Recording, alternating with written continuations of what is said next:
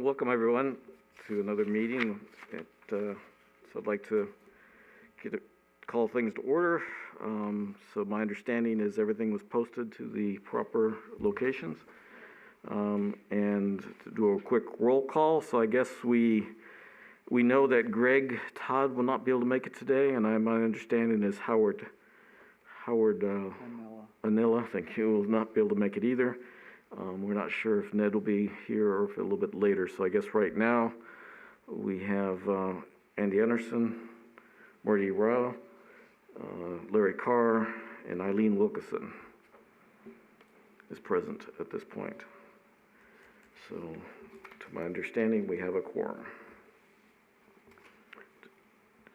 Okay, so we will start. So I don't really see anything in attendance. I guess we don't have to worry about any order. Is that correct, Joe? Of the agenda?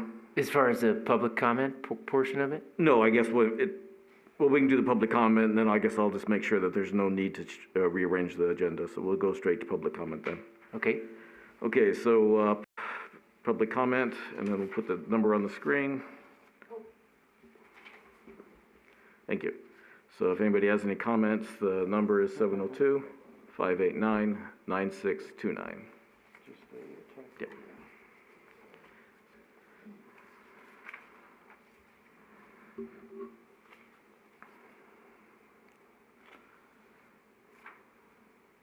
Give it just a minute or so.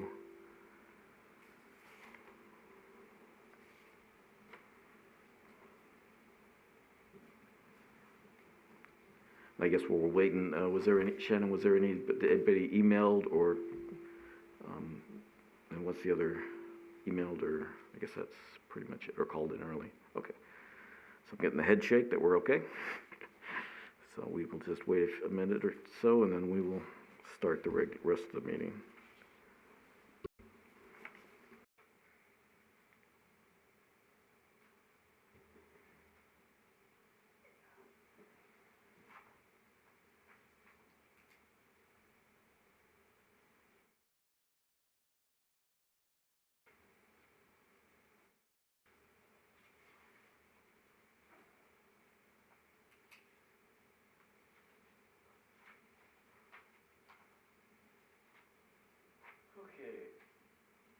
Okay, hearing any comments, we have any comments and email anything, we will go to the agenda. Does anybody have any comments, concerns, or changes for the agenda? Okay, is there any reason, Joe, that you would like to rearrange anything? No reason to rearrange anything on the agenda. Okay, thank you. So we'll start off then with item number 1 for possible action, approval of the January 5th Utility Advisory Committee meetings. So I had several changes to the minutes. I asked the city to make several corrections, which they did. So 2 packages were handed out, one with a clean version and one with all the changes. Did everybody get a chance to go over it? Do we need some time to go over it? Do you need additional time, or what? Or are we okay with approving the minutes? I think we're okay. I guess if you guys can just put it into the mic. I think we're okay. Okay, I think we can approve the minutes. I'll make a motion that we approve the minutes from the January 5th meeting. A comment for that is we can just say to make the approve the minutes as modified. Modified, yeah. I can second that. Okay, and all that approve say aye. Aye. Any that oppose say nay. And so if we can just make sure, I guess we can get on the minutes that we have who was here and who wasn't, just helpful. Thank you. During any motions. Okay, so we will then go on to item number 2 regarding the status update of the United States Department of the Interior Assistance Agreement. So Joe, do you want to start out with that? Sure, yeah, thank you, Chairman Carr. So in your packet, item number 6, staff report, So this is a draft agreement as in the packet between Bureau of Reclamation and the City of Boulder City for water meter upgrades. So actually, as of today, this has gone through their processing with Grant Solutions and has been awarded. So just to kind of go over the basic idea of this agreement, that it's a cost sharing. It's a grant for $75,000 from the Bureau of Reclamation. That's for the purchase of the meters themselves. These are smart meters. They're able to be read with radio frequency. We'll be able to collect data on them, be able to use them for usage as well as enforcement to make sure that folks are, watering during their selected time. And then in the agreement, you'll see that the cost sharing portion on the city side is contractually to have a contractor install the meters, and that's the cost sharing totaling $150,000. So the way we kind of look at this is an initial phase. We obviously have several thousand meters in the city that are eligible to be upgraded to this type of technology. So this is kind of like the pilot program that we see would be kind of the first phase. And then what we're hoping to do is, then to move on to the next phase and evaluate replacing the rest of the inventory of the city's water meters. So I'd be happy to entertain any questions that you guys have at this time.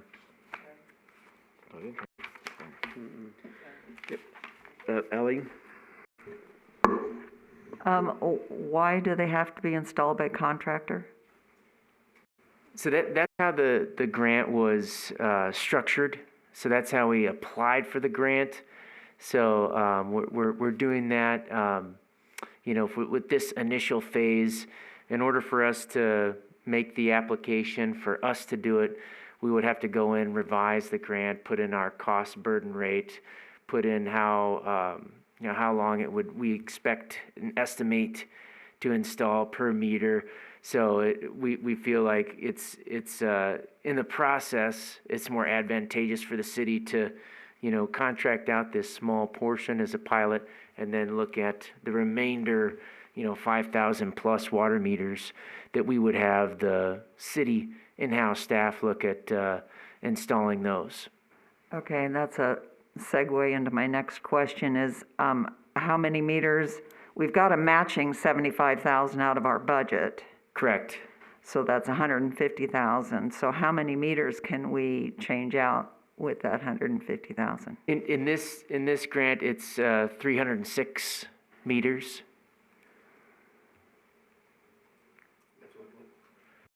That's what labor? Yes. No. That is the price of the meters. Yeah. Wait a minute, we're going to change out 306 meters? Yes. Okay. But I guess just to make sure it is with labor, because you're purchasing 306 meters with $75,000. Correct. And then you're installing them with $75,000. Correct. So I guess that's what I think is what Andy meant with the. Okay. Yeah, I apologize. Yep. Labor. So, don't mean to speak for you, but trying to help clarify. Right, that's right. No, you have it correct, thanks. Now, so I guess talking about that, then are we gonna put something in for the future 5-year plans to install more meters? Or are you is this sort of like a pilot program maybe, to see how it goes? Yeah, this is kind of like a pilot program. There's some opportunities out there to explore potentially using some federal funding, some other grants out there to for this, because it's part of water conservation efforts. So there is that opportunity. We're going to be exploring that as well. So that is one vehicle we can choose. Yeah. How are the areas being selected, or wherever the meters are being installed, how are they being How are you defining where? So we haven't selected exactly where we're gonna install the, choose the 306. They are residential. So, we're gonna work with, our water department and come up with a plan to put it out to bid to have a contractor, do this portion of the labor as a pilot program, basically. So you'll just be or sampling neighborhoods to do initially for the first 300? Correct. Okay. I guess ask a hard question is why not add some commercial to that, just as so you can get some commercial data in the initial aspect? I'll have to double check the details of the grant to see how much flexibility we have. So, if we have that flexibility within the type of meter that we could purchase, then that's certainly something that we can explore. But at this point, it's my understanding that they're residential meters. Because I guess I didn't see in the grant that it said, because the scope of work seemed to be pretty vague, not vague, but it was broad, I guess, because I didn't really see that it was residential or commercial. I don't see either one. So that's why I was just sort of curious. Sounded like we had a little bit of leeway on that. And then I guess the other thing is that if I understand the aspect correct, there's supposed to be inspections from Boulder City? The inspections. Watching the contractor, so the Boulder City is responsible for making sure inspecting the project. Oversight. There would be contractual oversight by the city for the labor. Okay, and does the,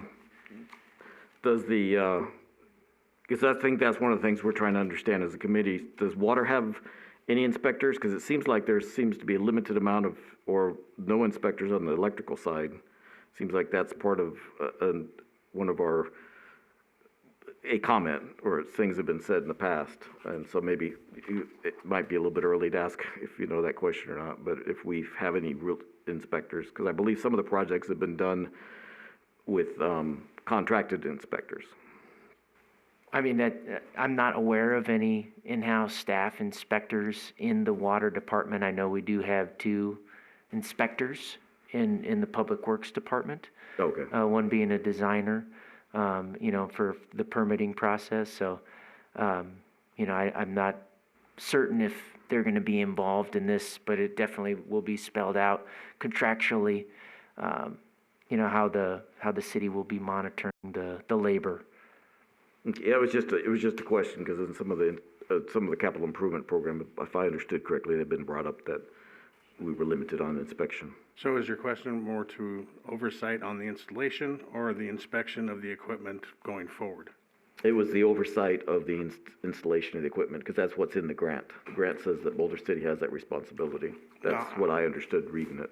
Yeah, and I don't mean to speak for the city here, but I imagine with their qualified meter people, people that put the meters in, they should be qualified to, just decide whether they're installed correctly or not. I'd be more concerned going down the road, how do we maintain them? No, I understand that. It just says the recipient is responsible for construction, inspection, oversight, and acceptance. So the recipient is Boulder City, not the contractor. So Correct, and we do have qualified operation and maintenance staff that maintain our system, and will definitely be involved in the acceptance of the final product. So okay, and like I said, I didn't want to insinuate anything. I just Sure. was understanding from past ongoing capital that could be that there were limited inspectors. So that was just my understanding. And then I guess so we can talk about it later, but I think that sort of all leads into even some of the cost of service and everything, because the electrical, I'm not sure, you can tell me a lot more how many different size meters we have for the electrical, but the water, we definitely have a lot more sizes, because I would think you would have different meters for at least the larger sizes of the water pipes, not. correct, yeah. So that's where this came in, was a 2-inch meter. So it's based on the diameter of the pipe. So that's why these are all selected as residential for the cost, and the number of meters selected. So, I mean, we definitely can explore varying that, want to work within the parameters of the grant, and be real specific in that area, and then look at kind of doing, potentially deviating in the future, taking advantage of basically this opportunity for this cost sharing as a kind of a trial run, and then get a decent representation of as much as we can within the meters that we have selected. Right, and that's the reason I'm just asking these questions, because I just read through the major aspects of the contract, just the major, and then seeing that the scope of work seemed to be pretty broad. There seems to be, there is some leeway, this, not for lack of a better word, that you could do some different aspects. And so I've just, if I was understanding the committee, you were asking for our input, and that's why I was just checking on different portions of this, if some just thoughts I had. So that'd be great. I mean, if the committee, if you're, based on how you read it and where we are in the game of this grant, it's been processed and put through.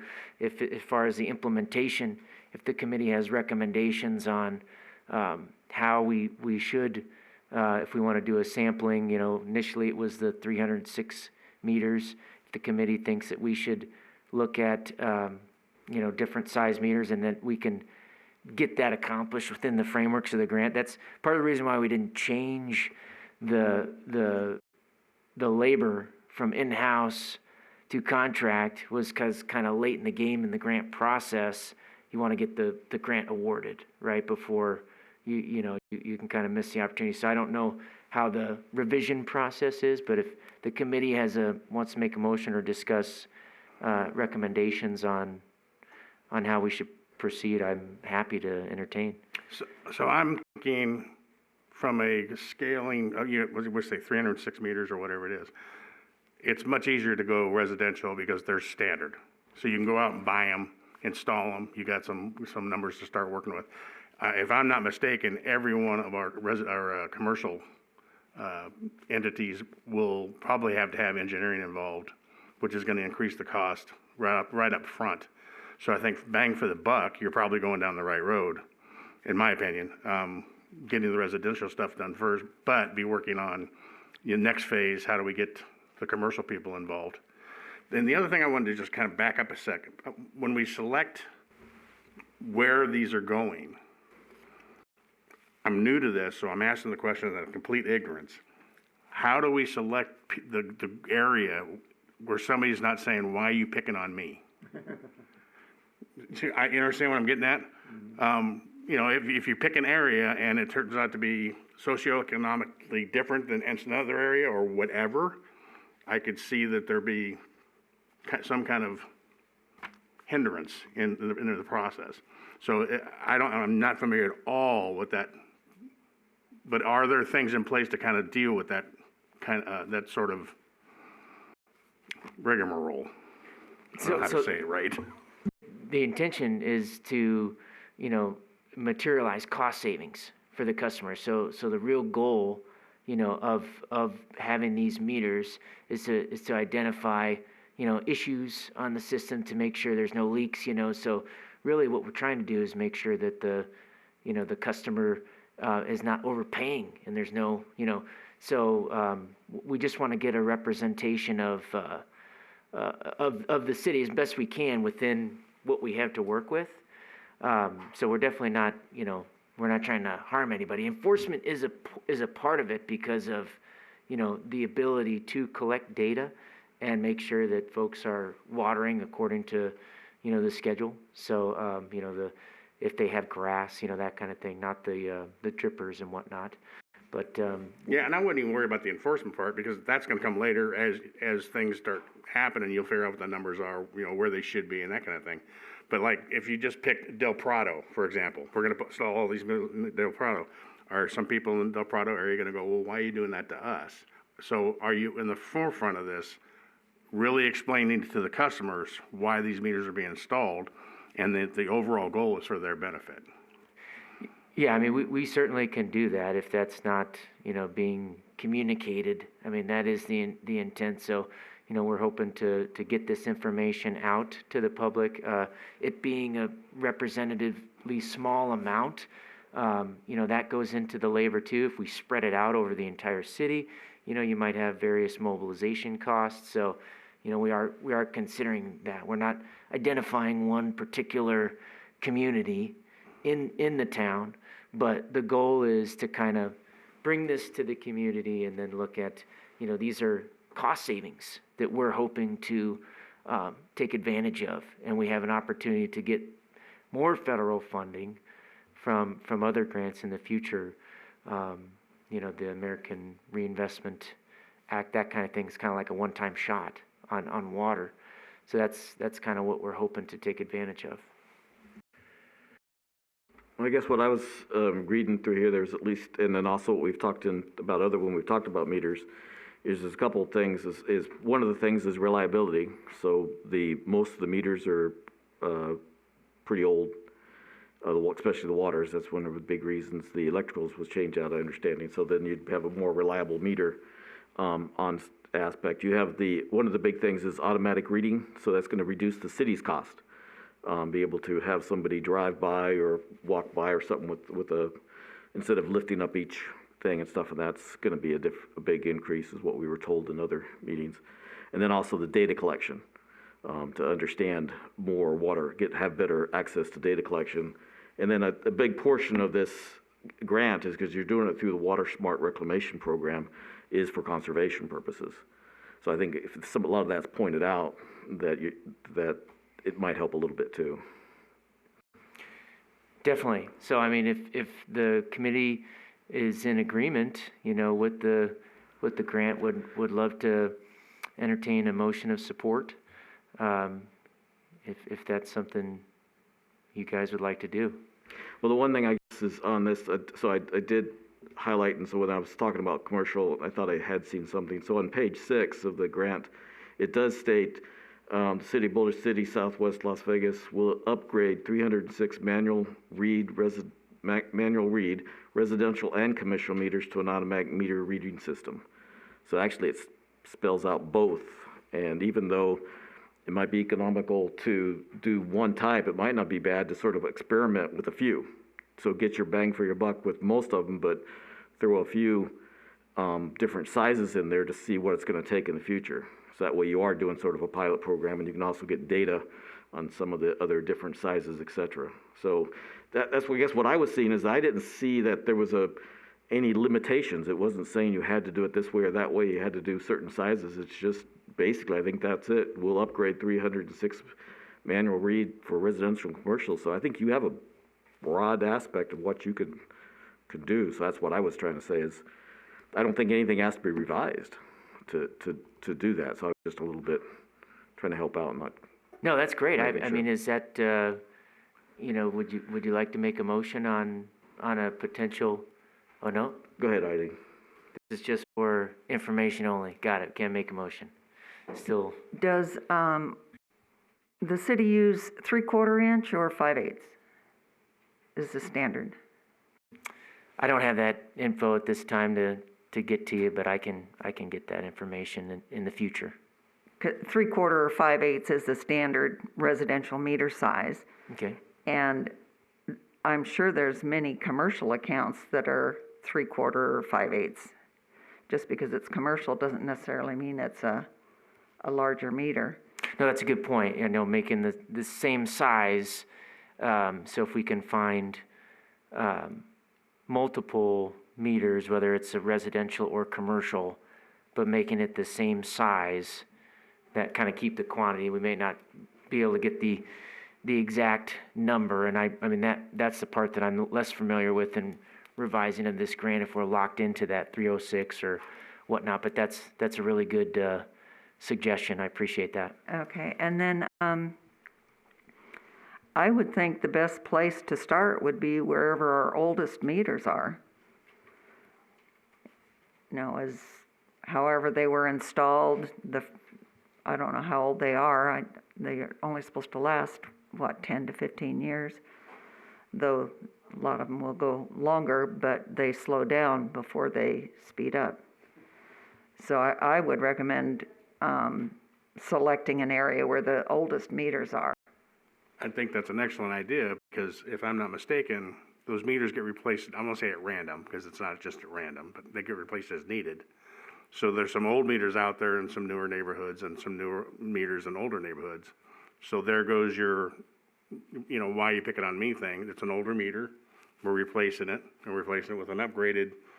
I think that, yeah, those are both excellent suggestions.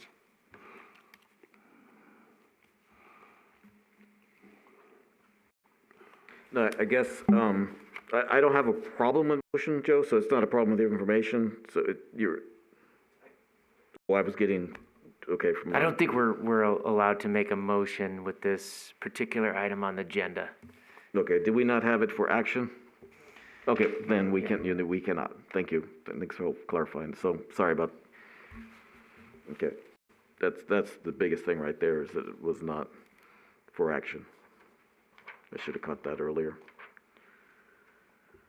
Yeah, so we're just saying some of the suggestions, but, so the NOA, Notice of Award, has already been done, is that what I heard you say? Yeah, so that just was issued today. Just today? Yep. And how long is the project? How long are they giving you to do it? Because that was what I understood for the grant, that it would be in the NOA, that how long, the effective date, and then how long it would be. I didn't bring the NOA Okay. to the meeting, and I know it's not in the packet. It really just kind of came out, processed through their automated online service grant solutions, but I can get that to you guys for the next meeting, certainly. Okay. I'd like to encourage you to also explore that a lot of those grants, so to speak, if other cities don't take full advantage of them, that money kind of goes back into a pool, and that might be something. So if we get them done quicker, we might be able to grab some of that money out of the pool and get more done. Just a thought. I've dealt with the feds quite a few times on quite a few different things, and when they have the money out there, if it's not taken, somebody else is going to. So if we can get our hands in that jar as quick as possible, it'd probably be better too. Just a thought. No, we'll get moving on this right away. I appreciate the feedback and all the suggestions that the committee has to offer. Yeah, so I guess, so thank you for bringing it to us. And so I think one of my confusions when it was on there was that this is where we can help, but we also don't there's limited amounts that you can do with a grant. The grant has its own aspects, and so we can't change that. So we wouldn't want to do that, but I think we all appreciate that we had the opportunity to review it and to do it, so we appreciate that. Does anybody else have anything that they want to say more on the grant? Did you have anything else, Joe? That's all from me on it. Again, I appreciate the comments and the feedback. I think that's very helpful, and we'll look forward to implementing some of your suggestions. Okay, and I guess if we can just bring it back maybe as just if you can tell us how that's progressing, that would be great in the future. Yep, yeah, definitely can give you guys a status on where we're at with it, and as well as what we're looking to kind of achieve is the program moving forward, because it's a small portion of what we potentially can change out with the water meters. Now, the water meters, the newer water meters, have we installed any automated reading ones as of yet, or are they all just being replacing? Because I know they're replacing some of the old meters. Are they just with upgraded manual readers, or have some been done? To my knowledge, that we have not yet replaced any of the water meters to the smart water meters. Okay. That's the intent of this grant, is to get the ball rolling in that process. Okay, because I knew we were doing it with electrical, and I thought we had done some with water, but my misunderstandings. Thank you. One other thing I'd just like to bring up with that, you mentioned somebody mentioned that cost going down over time. I agree with that, but the initial cost is probably going to be a little higher, because you have to train people, you have to buy certain equipment, you have to do certain things to make sure that what you have is viable. So I think that that there may be a bump in cost. There always is in every project I've ever worked in. There's something unexpected that you're going to fall into that costs you money. So I think the committee also needs to just know, hey, if we're going to spend a little more money on this, and it's going to be because we didn't plan correctly. It's also because we didn't know, right? So just something to think about. And also, that's going to be one less job somewhere that is going to concern people as well. I don't So not argumentative, but I think we have only one person doing the reading anyway. So meter readers. If that's the We case, have two, but are they full-time? Okay, because my understanding was it was problematic getting everything done. So even with two people then, right? So this actually don't think you're gonna reduce the person, you're just gonna make it more, it's gonna just be easier. Okay, so that's what I think, so I don't think automation always scares people.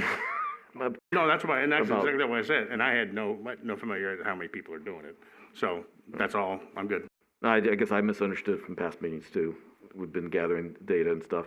But I think part of it too is that we should be able to learn some from the electrical.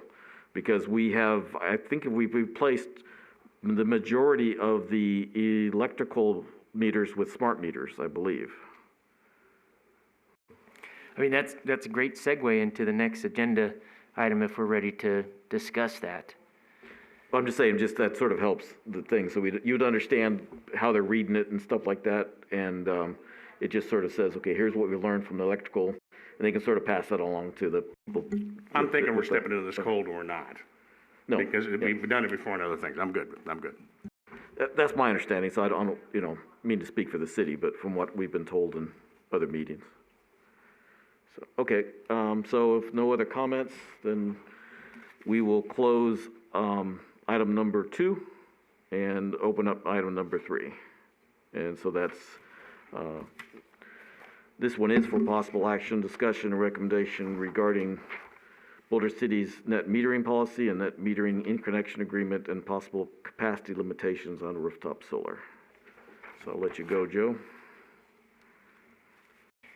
Thank you, Chairman Carr. So the item number 3 in your staff report, this is for possible action, discussion, recommendation regarding the city's net metering policy and net metering interconnection agreement.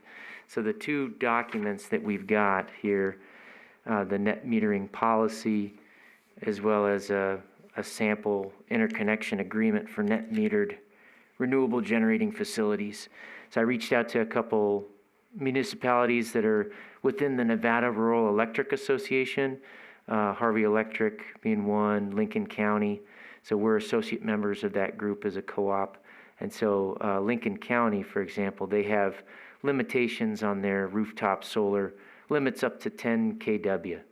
And they also institute a demand factor into their rate. So it's a demand factor for rooftop solar customers, because essentially a rooftop solar customer is demanding electricity 24/7, just like a regular customer, but they're offsetting their costs, when the sun's up, when they're generating. Harvey Electric uses, I think, a limitation of 25 kW, but that's based on Oregon state law. I found an article, recent article, that Florida is considering going to 75% capacity, and that's utility backed, and that's in the state legislature. So I wanted to have the discussion with the committee. We're really taking a look at, how do we match our capacity with our load? Okay, so we have a certain load here in Boulder City, and the rooftop solar is bringing to the point where, we're going to have to go out and sell excess power to the market. So we just entered into a power purchase agreement with Townsite Solar. That's effective for 30 years, and that's, it's my understanding and from that is that, we have to purchase that power.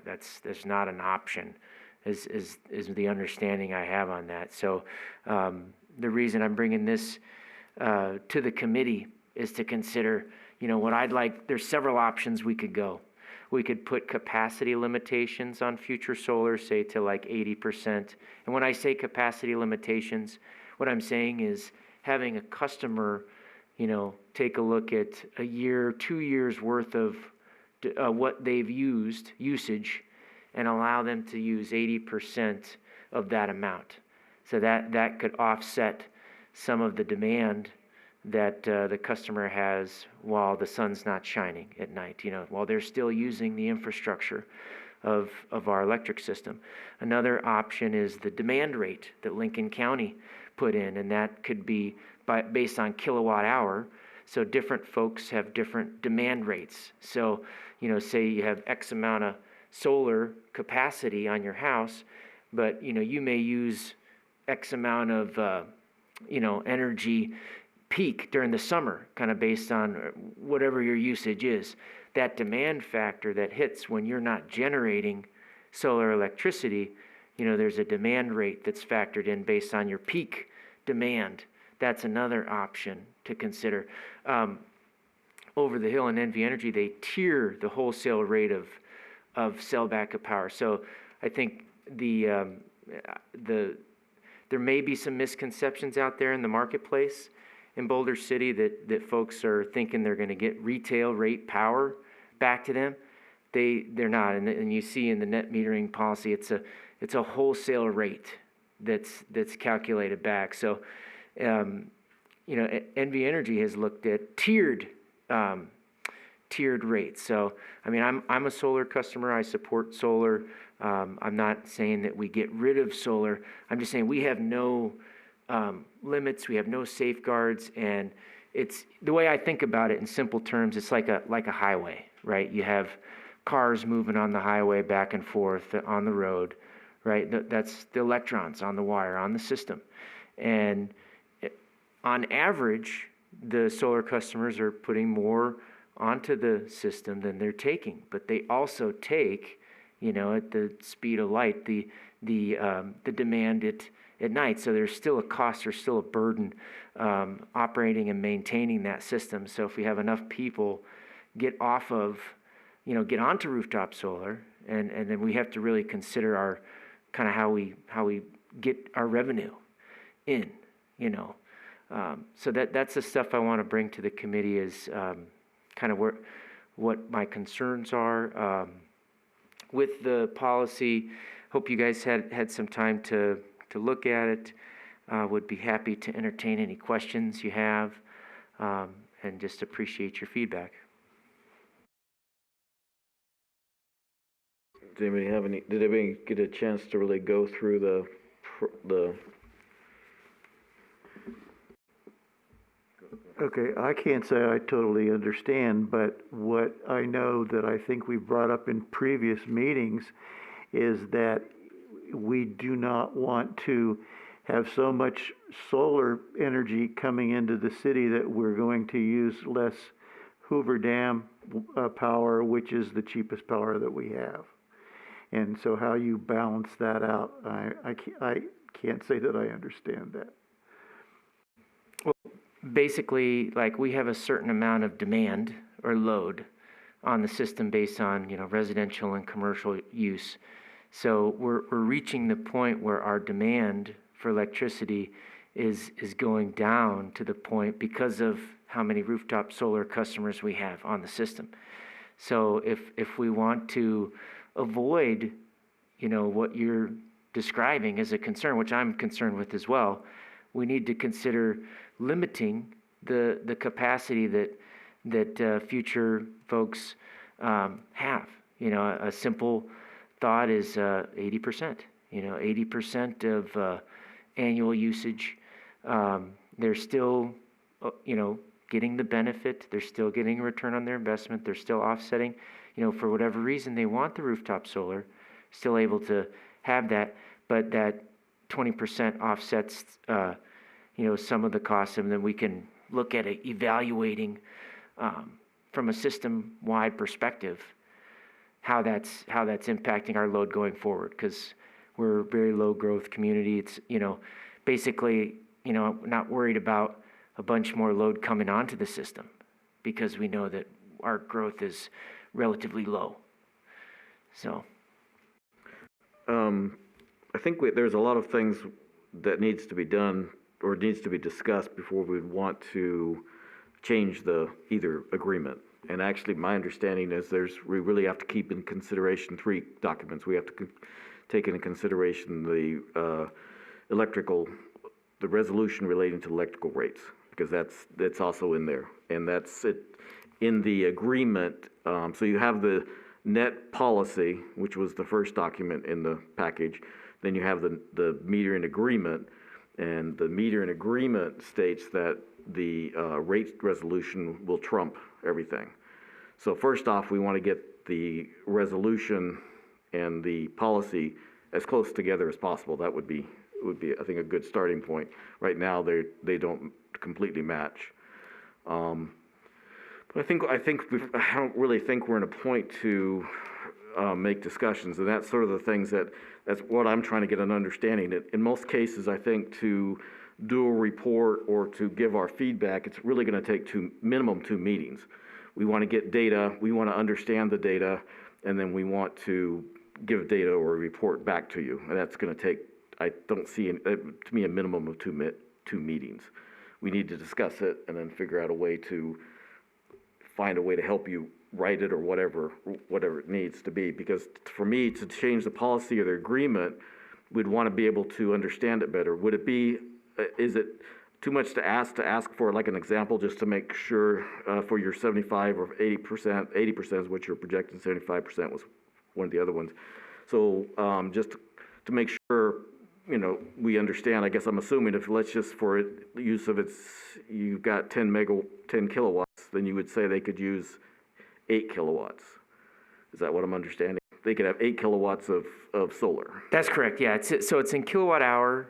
That's your demand, right? That's your demand rate. So the idea is to limit, what the total capacity that folks could put on. And everywhere there is a limit. What's the average household putting on their roof? Do you know? It varies widely, and I mean some are going well over their what they use, namely some of the electrical contractors in town that they put on more, and some are going over close to 100%, some 90%. It really depends on the individual household.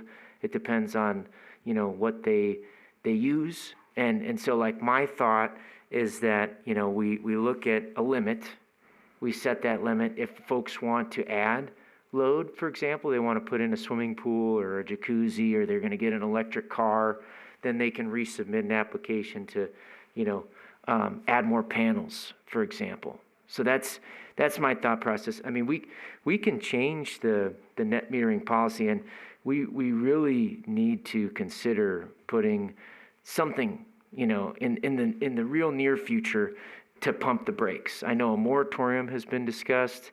I'm opposed to that because I want folks to be able to do what they want, put solar on their house if that's what they want to do. But we're getting power from town site solar, effective January 1. So that agreement from that power purchase agreement, and I think we really need to act quickly. And I think I understand the need for wanting a couple meetings, more data. I would entertain that for like a demand factor or tiered wholesale return rates, that kind of thing. But I mean, I'm really hoping to get from the committee is a decision, on what we want to do. And that's what we've been trying to get the data to understand what is needed. So I guess I'm trying to say it, Paul, I don't feel there's enough data yet to say that how to change the documents. So you brought up a lot of examples, and I guess we need to figure out, because you've got, how does it affect the infrastructure? So I think one of these things is what you're bringing up now is that we'd want to add to it, to the meter policy and agreement, to say that do we change it so we have a demand, or is it a certain amount how does it affect the system? How does their solar possibly affect the system? And that would be something that how you would justify changes. Is that a larger solar array would affect the city more than a smaller array? So the larger array, we're going to do a demand factor, but the smaller array, we don't have to. That's just examples that I think is things that you'd want to go over a little more, but understanding. So I guess I'm trying to make sure that I understand the tie between the solar contract and the people buying, putting solar panels in, because we have to offset when they do need it on the off-peak. But when they have it on peak, it reduces the amount, which is what you're saying with the new contract. So it's not a solar contract, right? It's a power purchase agreement from Town Site Solar. And, you know, the exhibit, I believe the agreement is public. I can double check on that, but it's 5 megawatts, you know, for certain months of the year, peak, off peak, and it's a firm purchase of power. So we're getting to the point where we're almost at 2 megawatts, you know, for residential and commercial rooftop solar. So, you know, that's 7. So when you look at our purchase with the agreements with Hoover, the A, the B, and the other one, the Salt Lake one, Right. you know, we potentially do not have the load to accommodate all of those agreements. In So- the off-season, that's a possibility. Yes. On-season, it's not a problem, but the off-season, we would have to do now. So part of the contract, April, March, and November were accounted for. So then you'd have to figure out January, February, some of these other months and how everything works out. So, Yeah, I mean, not to interrupt you, I didn't mean to, but I know, you know, rates is a big concern with the committee, with me as well. If we don't get a handle on what our costs are, then what we're gonna do is we're gonna have to go out into the marketplace and sell excess power. And that's gonna be at whatever the market rate is. I can't tell you what that rate is. So we could gain, we could lose. So it's not something that I'm advocating us to do. We need to match our load with our demand. And right now, with this new power purchase agreement that we have with Town Site Solar and the desire to stay at the growth rate that we're at, we do not have the demand to continue to bring on rooftop solar. So we need to be able to have folks match what they put on with what they need. And it's really important. We're the only community that I've found that doesn't do that. So I'm really looking for, you know, the support of the committee to, you know, maybe it's 90%. Let's start somewhere.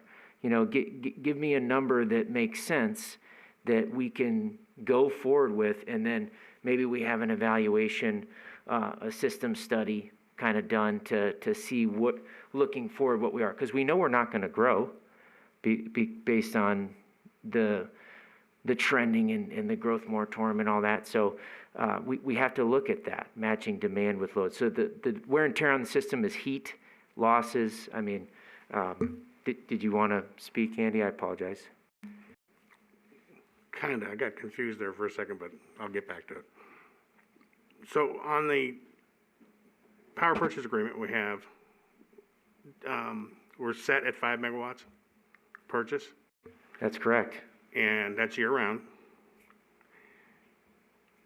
Is There- our power supplemented anywhere else besides the dam and the solar field? Yes, it is. We do purchase power wholesale through Silver State Electric if we need it. So that's But it's on a demand basis as we need it. correct. Is that a higher rate? That's at the market rate. It's at the market rate? Yeah, so whatever the market rate is. And Okay. it's 5 megawatts, but it's not continuously throughout the year. There's a couple months where it's I'm just zero. trying to get a general feel for Yes. where we're getting our electricity from. I mean, Yes. I really don't know all how the infrastructure is all connected completely, but I think you kind of rounded it out for me. Yeah, I think, it's just hard to give you a good number, because I don't know enough about where everything's coming from and how much we're paying for everything. Because that was one of the things we asked about at our last meeting was how much is actually costing the customer per kilowatt? How much really are we charging them compared to what we're being charged? So we could start off a number, but my number is going to be a little high, and we can trim it down from there. But but that's the point. I don't want to start. Starting at arbitrary numbers really never been a good thing for me. Eileen, you good, Eileen. On the town site solar agreement,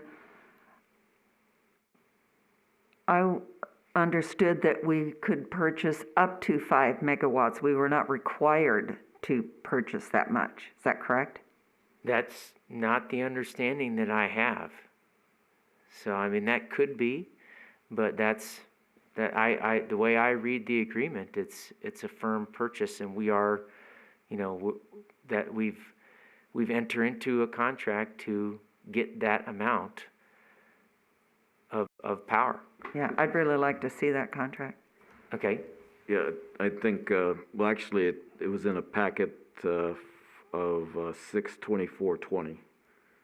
So in our packet of 6/24/20 is when we first reviewed it, and it is very confusing. Contract. It's a legal contract. It's, well, no, it's worse than a normal contract. But I guess we're trying to, what we want to do is, we're all trying, we want to help, and we want to look at the metering, and what you're bringing up is very, it's a starting point. So I guess that's where, to me, it's a starting point. I can't see how we can set a motion today to say we agree to change the metering policy by this language. I don't see that we have enough information to do anything like that. well, let me just entertain, philosophically, okay, so the way, demand and load works, are we okay with the city subsidizing the rest of the ratepayers for folks that overproduce, that put on more capacity than they use, which now will affect their rates, will affect non-solar customers' rates? Are we philosophically okay with subsidizing that? No, so first off, there again, not trying to push back or anything.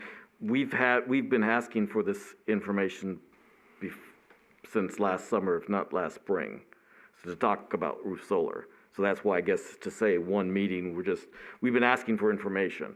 So I will bring up some things, not talking for Greg, but Greg and Ned both brought up a lot of information or questions about solar. So they're on the line that you're talking about. So I guess we're not saying not to change it. We're just saying, how do we change it? So a good point is that, okay, that 80% probably, so we need to do something. We need to say, we either have to get to a point, what is it? Is it 2, 3, 4 megawatts and then we shut the door? Or do we find a way to limit it or get some additional revenue in to combat? Because you're exactly right, is if they're not purchasing much energy, and they're getting credits for it, then we won't be getting the revenue for the infrastructure, as well as the O&M. All you're gonna do is you're getting the money paying for the energy that we're using, but we have O&M and infrastructure that we're not gonna be collected for. So when you're talking about that, you're looking at like 3.5 cents, so $36 or so is, let's say, that is what per megawatt. Okay, we're charging for the one tier of energy, we're charging 8.878, so 8 cents, maybe 9 cents a kilowatt hour for the first tier. So if we're saying that the wholesale rate, and that's what is part of the meter agreement, is that it's calculated once a year. So they figure out what basically the city even pays at wholesale. So let's say it's 36. Okay, then that difference between 36 and 9 that's what you're using for O&M and all this other stuff. So that's one thing, that's part of the rate. But that's part of a rate discussion too that we'd like to understand more. And so you've got rates, you've got infrastructure, you've got contracts. So there's a lot of factors that we don't want to subsidize, and we just need to make sure that we got all the information out to the citizens, why we are changing it, what has to happen. But I think there's a little bit more involved to say it. So, maybe you would start with putting like, okay, anybody new coming on board can only do 80%.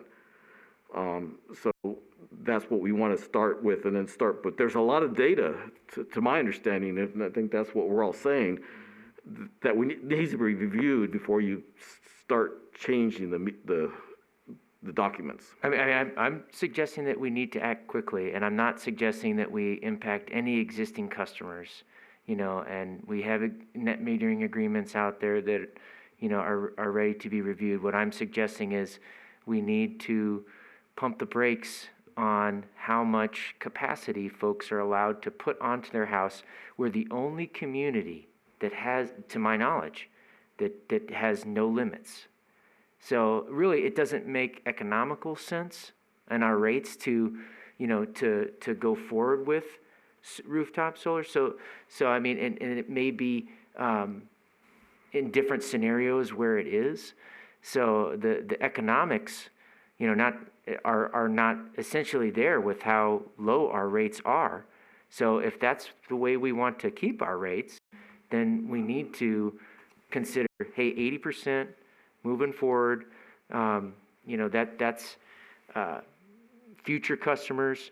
The solar companies, they could still put the panels on. You're still getting a return on investment, but you're not overburdening the system. And if you want to go off the grid and shut off all your breakers at nighttime or when a cloud comes over the sky, then you can do that. But people are not doing that. Then no one's going to do that. We demand electricity, just like any other person. So we really need to consider putting safeguards. Not necessarily limits, safeguards. Because if we don't put safeguards on and we just allow it to continue, we're going to have to deal with the market.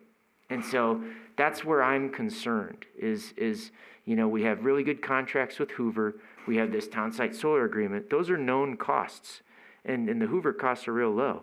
But if we decide that, we don't need that power and we don't need it because we have so much rooftop solar, because that's where, then we're going to have to go back out into the marketplace and we don't know if we're going to get a gain or a loss. And that's why I'm bringing it to the committee is I understand you guys want data. I mean, I hope you can trust me in what I'm saying because we've entered into the agreement and we're purchasing power from them. I mean, the demand is pretty stable in the town, and so we kind of know what that is, and we're running up to the limit where if we don't have, we're going to have to go out in the marketplace, and that would be unpredictable.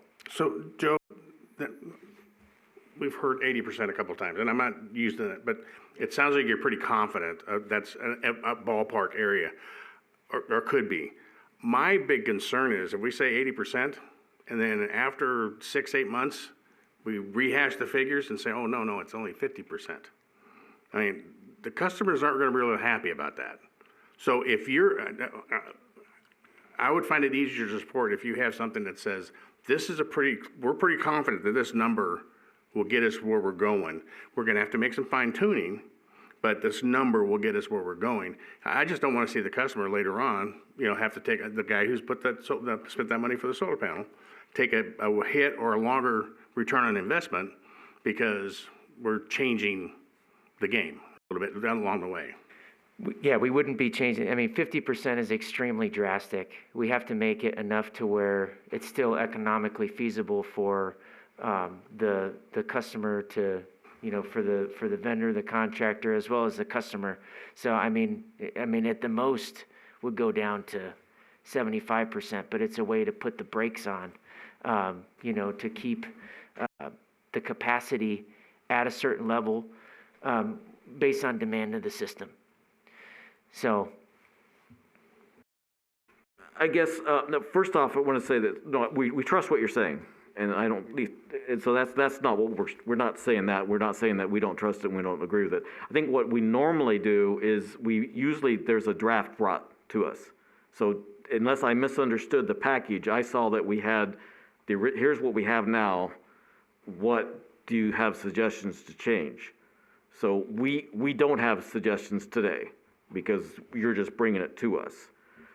If there's a draft brought to us, or even send email and say, to work, you want us to send it back if you want to do it quickly, and do that, and then we can get hopefully everybody involved. We can get Ned and them too. If you need to go faster than that, then that's highly. But I think it's the draft. Am I missing something with the committee? No, I agree with you. Do you see what I'm saying, Joe? Yeah, I mean, I certainly can give that to you. I mean, it's a simple change. So, I mean, there's several ways we could go. I'm presenting you guys with the simplest change. So, well, example, can you just, so we, Shannon, we don't happen to have the package available to put it on the screen, do we? Holly, do we happen to have the package available? Okay, I was gonna mention that, no, it's just that if it's we happen to have the PDF or not. Because what it would be is it just, if you showed us what line item you were thinking that you might be changing or something, then it'd be, we could understand it, because some of that stuff is pretty basic, and so we'd be adding, not necessarily changing, we'd definitely have to add. If we have where do we put in a demand charge and stuff like that, and so then it would be, the policy would be from this date on, these people would be paying, because you're saying you're not gonna affect the current users, right? Correct. So the policy would have to be changed to say, from this date on, we're gonna do this. And then the agreement would be, and we'd probably even have to change the rate resolution. So the current net metering policy under net metering system electrical ratings, so I'll read it, says, NMS capacity must not exceed the customer's highest monthly demand. Additional requirements may apply if capacity exceeds 10 kW for a single-phase net metering system or 100 kW for a three-phase net metering system. So we don't say what those additional requirements are. We want to be fair. We don't want to be, okay, for one customer it's this, for one customer it's that. I mean, we state that it can't exceed their highest monthly demand. So what I'd like to do is memorialize beyond that, okay, what is the additional requirement for if the capacity exceeds 10 kW? No, and I think in the past, we've all been agreeing that, because more information or more specification is helpful. And so I think in that aspect, I think we would agree that we just need to understand the language. Okay. So it's like to do a motion to say, change it today is difficult because we don't have anything in front of us that says what it is. So you're bringing a lot of things to it, but if we have a draft, sort of just to repeat myself, it makes it a lot easier for us to say, oh, that's great, we understand it, and then we have to figure out, so then the next step though has to be to take it to council, right? Right. Well, I mean, you guys are an advisory committee. I mean, what is your opinion on what I'm saying? Do you have concerns? Do you share my concerns? Do you care if we go out into the marketplace? What do you want us to restrict to 80%? That's what I want to do. So if that's something that you guys either agree or disagree on, I would love to hear that formally. Actually, what I might do is seeing different people with their hands on a button. So I think in this case, I'm just going to sort of go up the line here. And so Eileen, you've got some comments, and we'll just sort of go down the line here and sort of say some of our comments and see if we can help you. Go ahead. I agree with you. We have been concerned about the rooftop solar for a year or so now. And someone from SNWA, I can't remember his name, was supposed to come make a presentation by last December. And do you know anything about that? I mean, I don't, but... Okay, it's on our goals and the committee's goals. Okay. And he was, I can't remember, Krantz, yes, was going to come speak to us on this specific issue regarding rooftop solar and the way things are going. But I do think your idea of like maybe 80%, I think that's a good idea. And I forgot what else I was going to say. But those were two good points.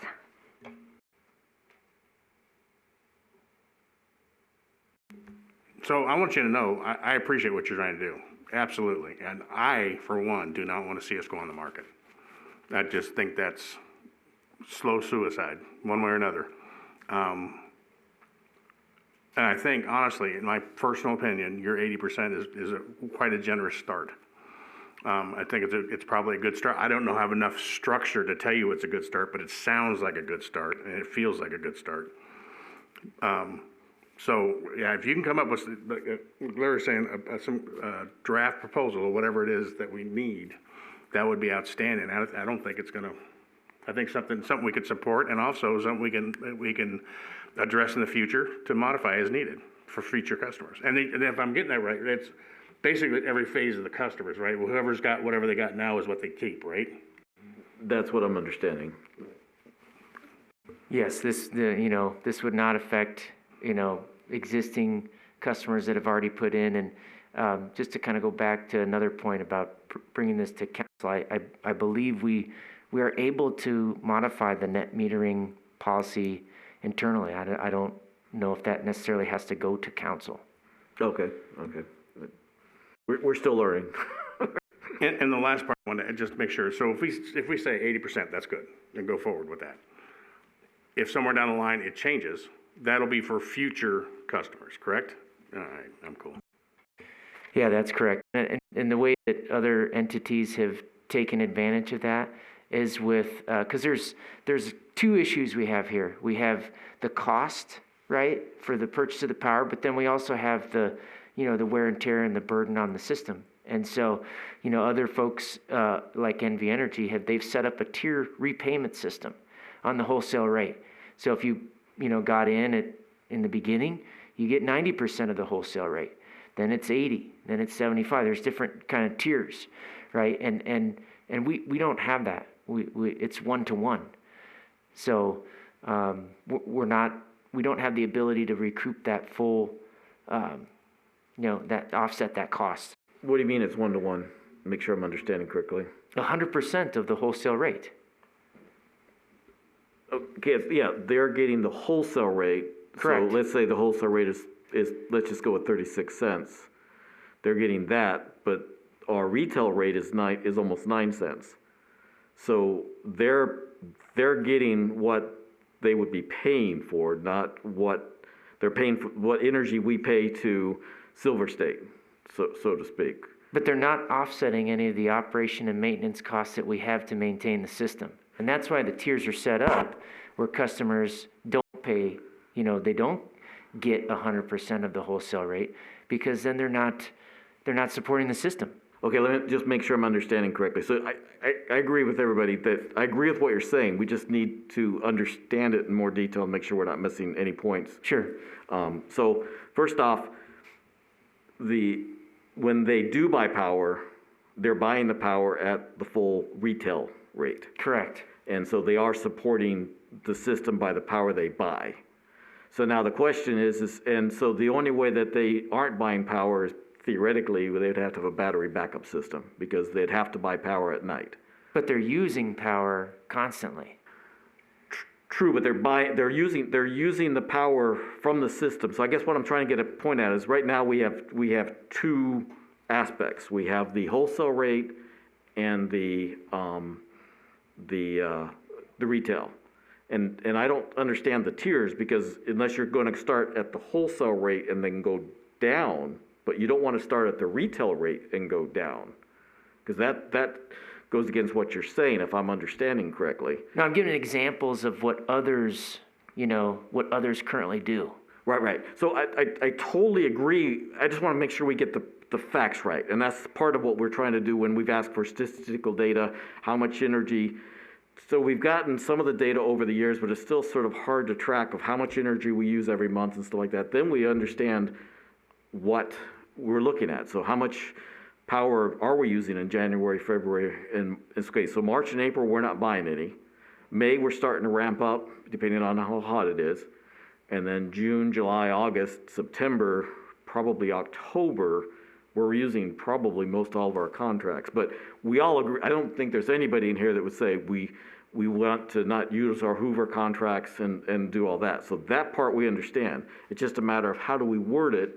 So the first thing we're all saying, I think, is that we start off with saying this at this date and the existing customers. So that's got to be totally clear of how we're going forward. So that's got to be in the document. And then we also have to understand, now make sure that we're on the same page, because maybe I'm missing something, is that we want to make sure that it's fair to all the citizens. So if we have a group of customers that aren't contributing to the infrastructure cost because they're paying most of just the wholesale rate, then how do we get that? Then that's the kitchen. So, and I'd hate to see the service charge go up, but you could do a service charge to them and say, okay, if you got solar, you have to find a way to pay your O&M cost, your service charge, infrastructure and stuff like that. So we might have to add something on top of that to do it. So I think all I'm saying is we just need some more facts to make sure that we can cover what your concerns are. I believe we all understand your concerns. Well, we all agree with your concerns. We just need to understand them. I'm sorry, Marty, go ahead.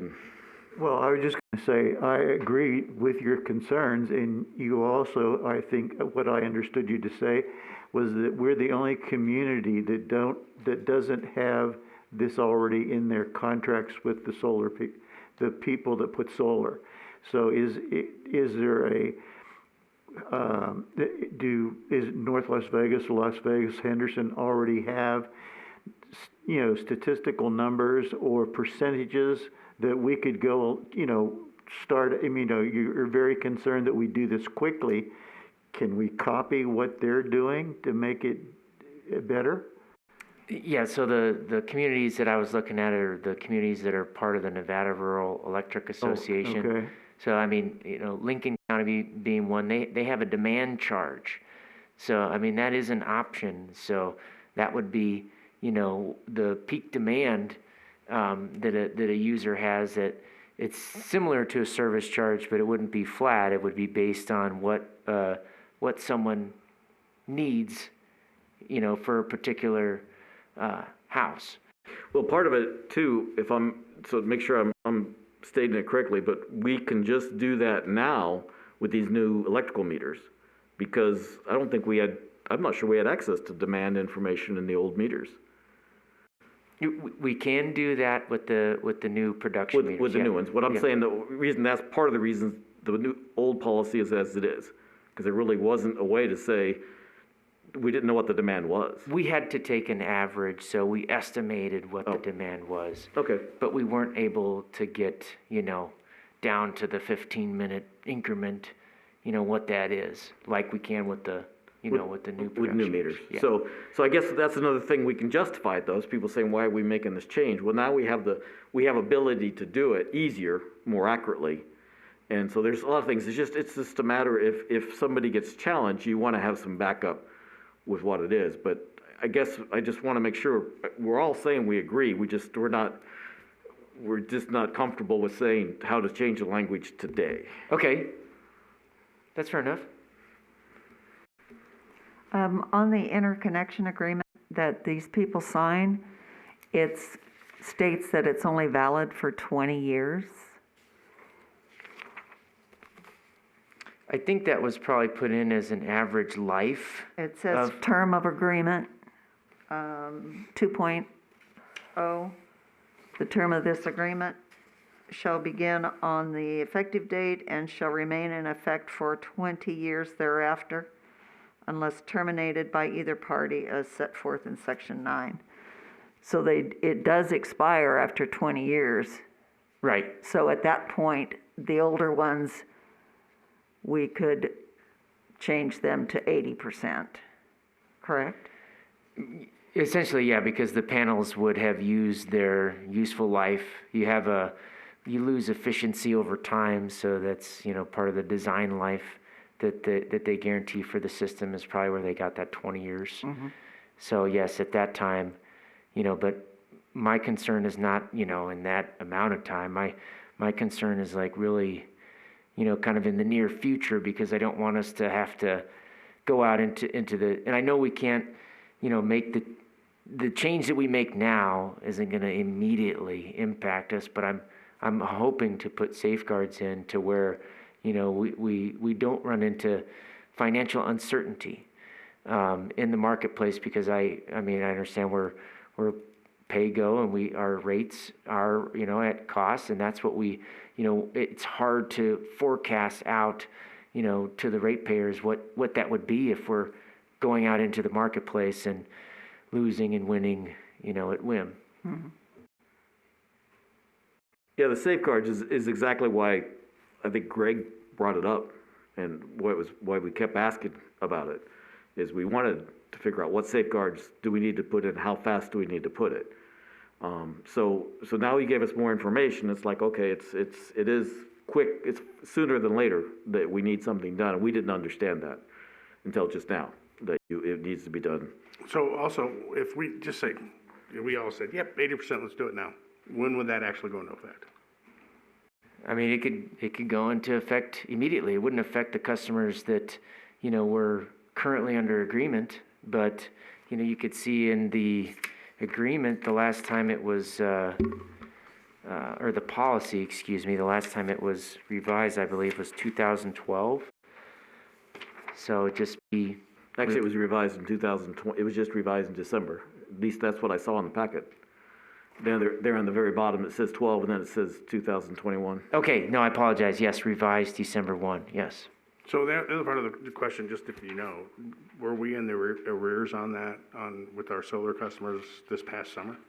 This past summer was severe for a long period of time. It wasn't the worst one on record, but it was hot for a long damn time.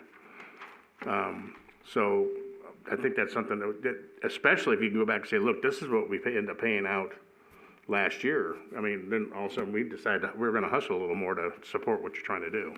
Well, the other one too, I guess maybe I totally misunderstood. Are you wanting a quick change to sort of put the brakes on some major issues and then still review it and say, okay, so let's just say that you're going to make a minimum change to the one paragraph that you read and try to get a handle on what's going on.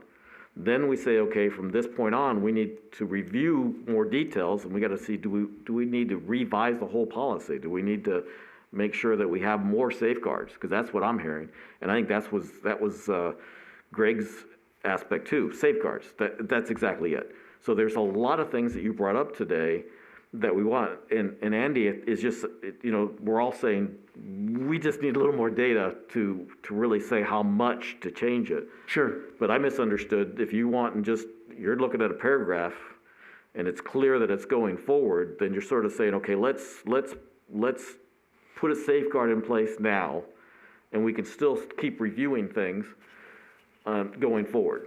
Is that what I'm sort of understanding? That's my suggestion. I don't want to put a halt on folks that want to put solar on their house. I want to allow that to continue, but I want to have safeguards to where, with our most recent power purchase agreement, and with the resources that we have, that we don't get into a situation where we're having to go out into the market with our excess power. So the only way to really do that is to match demand with load. And so, there's other options, but we're not growing, and we don't have that flexibility that other communities have to really kind of, adjust in that way. It's small change can really affect us to where we're going to have to start selling this excess energy. So I guess that was one of the things we were hoping for in the presentation that Eileen has brought up, was that, I think if I understood correctly, was how many houses are putting solar on per month, per year, whatever. So then we'd have, how quickly do we need to get something done? So that's what we were trying to get at, but I'm not trying to stall the aspect. Again, I'm saying if you see there's some safeguards that you're looking at the system and saying we need the safeguards as soon as possible, then back to what I said earlier, if you can give us a draft, then even if it's just email it to us and you want something either before the next meeting, if you think it's that dire, then we can say we can support this individually, if that's the case, or we can bring it to the next meeting and say we've reviewed it. So it'd be nice to have it before the package, that way we can look at it a little bit more. If not, put it in the package, Then we can say we agree with the thing, and then we can do a motion, as long as we say, for action purposes. I'll find out exactly what I'm allowed to do. I'm new to the open meeting law, so I apologize if I've screwed up, in that way, but I will find out what information I can get you, whether that's individually as far as a draft proposal or put it in, have it on the next meeting.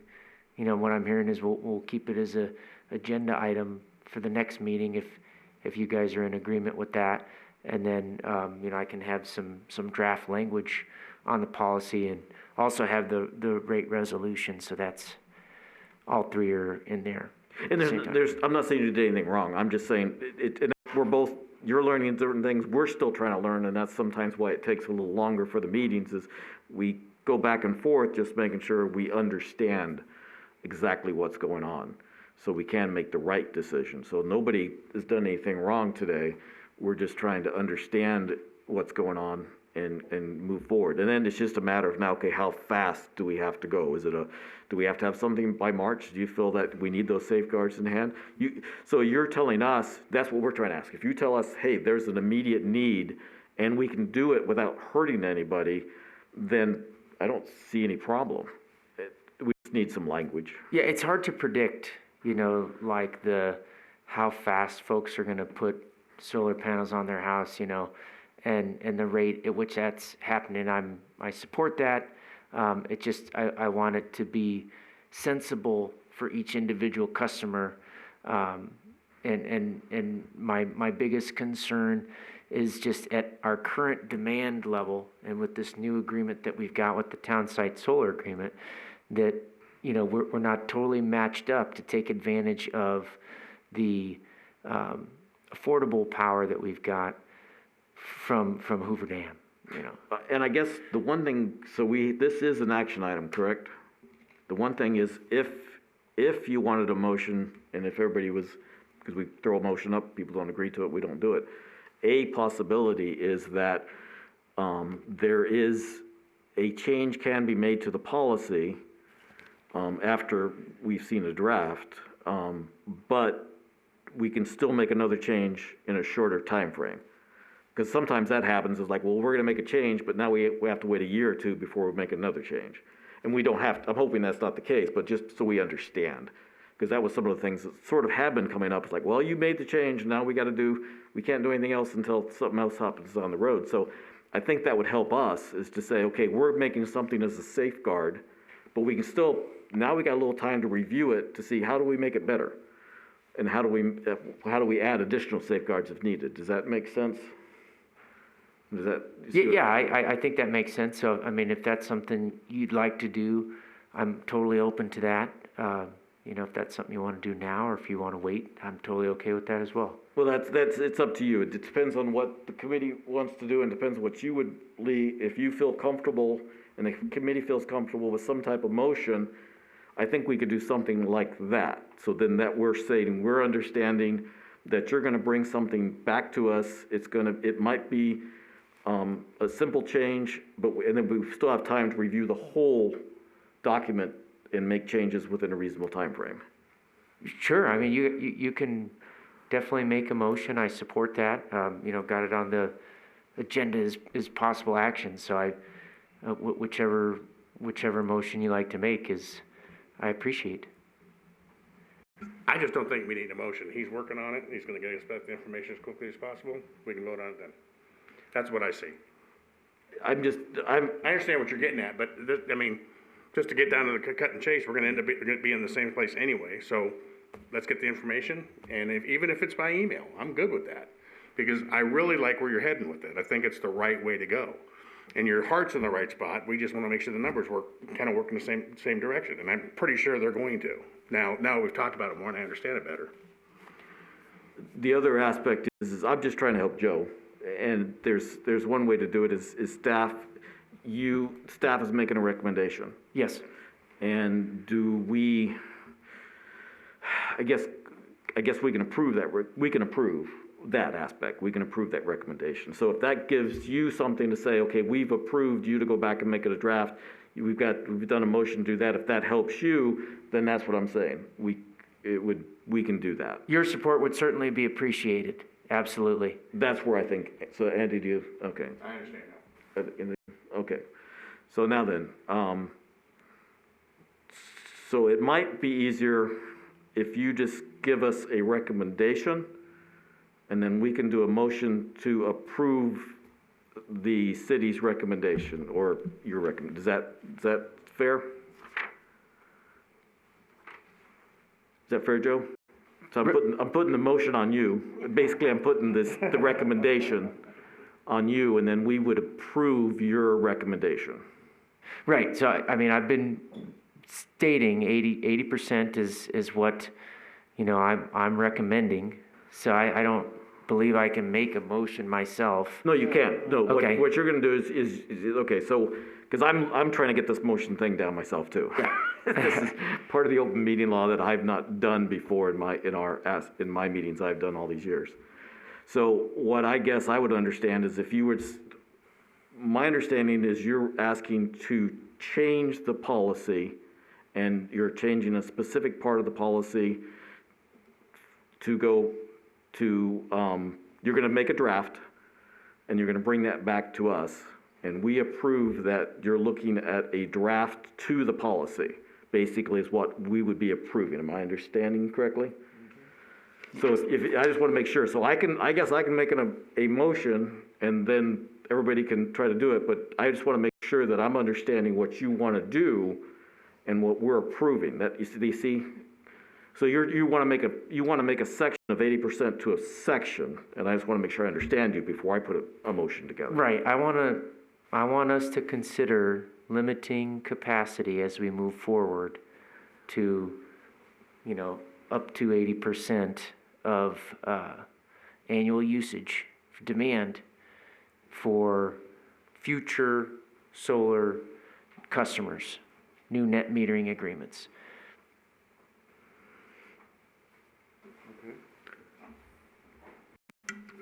I like the motion. I approve a second, whatever I need to do. Okay, well, basically, he's correct. I don't think we either have to make a motion to state that we agree with what Joe, the utility director, is suggesting, or we repeat the whole motion. Shannon, do you know which is the more proper aspect to go with? You want us to actually state the motion, or do we just state?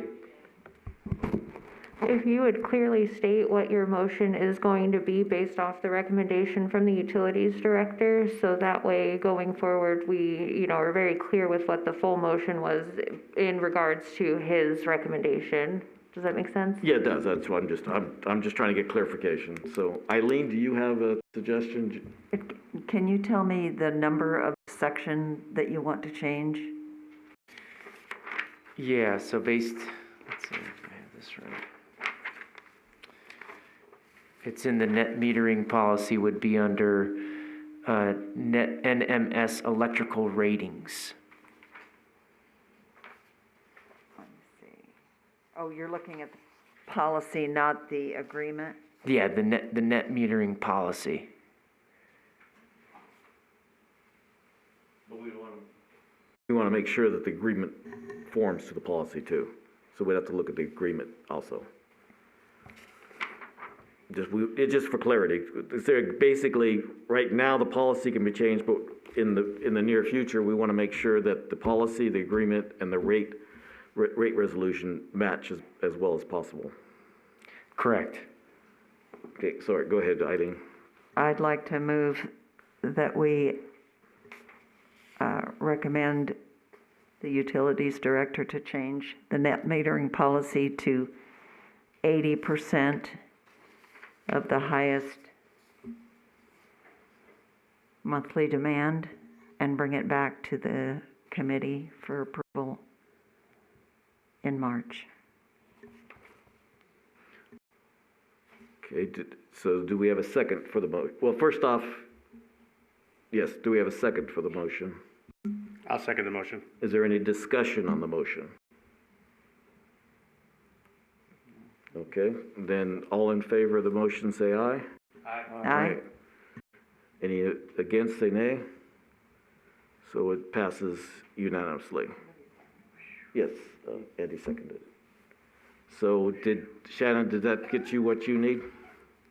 Okay, Yes, thank you. okay. Well, because I'm trying to, when you look at the minutes too, it's not that easy to follow, so I appreciate what, so, okay. And does that get what you need, Joe? Yes, it does. I appreciate it. Okay. And then, but I still say before we finish this section is that I'd like to review all those 3 documents in the future. So let's just get the critical items done as fast as possible, and then if we have, then take some time to review all the documents and make sure how things fit together. And if there's anything in the rest of the documents that need to be modified to help with all that. That sounds good. I definitely can provide that. We could go over all 3 documents Okay, in the future. so, thank you. Thank you. So any other comments on this item before we close it out? Okay, so this will close out item number 3.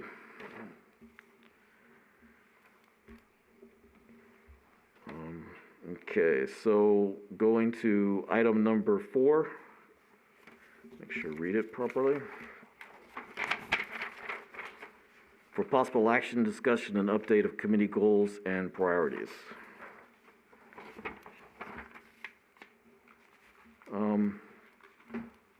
Joe, did you have anything on that, or did you want us to discuss it as a committee? I don't have anything new to report on the goals. It's my understanding based on, that this hasn't been revised from the last meeting, and I apologize for that. So look forward to suggestion and look forward to any feedback you have regarding the goals. Okay, does anybody, I've got some comments, but if anybody wants to start off, be happy to let somebody go on that. Okay, so if we can just sort of go down the line a little bit here on the goals, is that okay with everybody? So the first goal is related to the 5-year SIP, but I would assume that we would also include the ongoing with that. Is that, Joe, is that a proper statement? So for the ongoing, that's something that we could look at bi-monthly potentially, but as far as the annual review, that's for the next fiscal year based on what council approves. So what council is going to vote on is FY23. So while I want us to look at the entire plan, my focus is on primarily what council is going to approve based on what can change in the future. So we could, still make recommendations and whatnot, but, that's something that I would like us to do once a year. Okay. Is that process. Okay, well, it's going to be several months, but it's to get everything squared away, but we're doing it once, okay? But I guess the only reason I bring the ongoing is I think it had been mentioned that we do it every other month, and I just want to make sure the committee was aware of that. That's the reason I brought it up with that aspect. So is that something that committee agrees that we could look at the ongoing? We had been looking at it once a month, and now we're looking at possibly, and we can change it as we go, but I think I'd like to see it every other month for a little while, if that's doable. I think we've been looking at it every other month, and I could be wrong on that, but we can continue to do that. We've had 2 different documents. We've had one of the documents that Carol has been kind enough to do specifically for our group, and that is every other month. Okay, yes. Then you have the document that is put out every month. Is that right, correct? Okay, so Carol is, so she doesn't have to come to the mic. She's nodding her head yes. So that's what we're trying to say is, okay, we understand that instead of doing it monthly, so I guess what we would like to see, I think, is to have the what we call the percentages. So what's percentage of complete? So the spreadsheet that Carol has been creating, if we could have that and the 2 documents together every other month. We've been talking about them every month, every meeting, and so we would do it every other meeting. Right, so the status report is the one that you get every other month, and that's the one that gives us physical completion. and there's no dollar amount on that one. Correct. So that one wouldn't change. That one would be for every other month.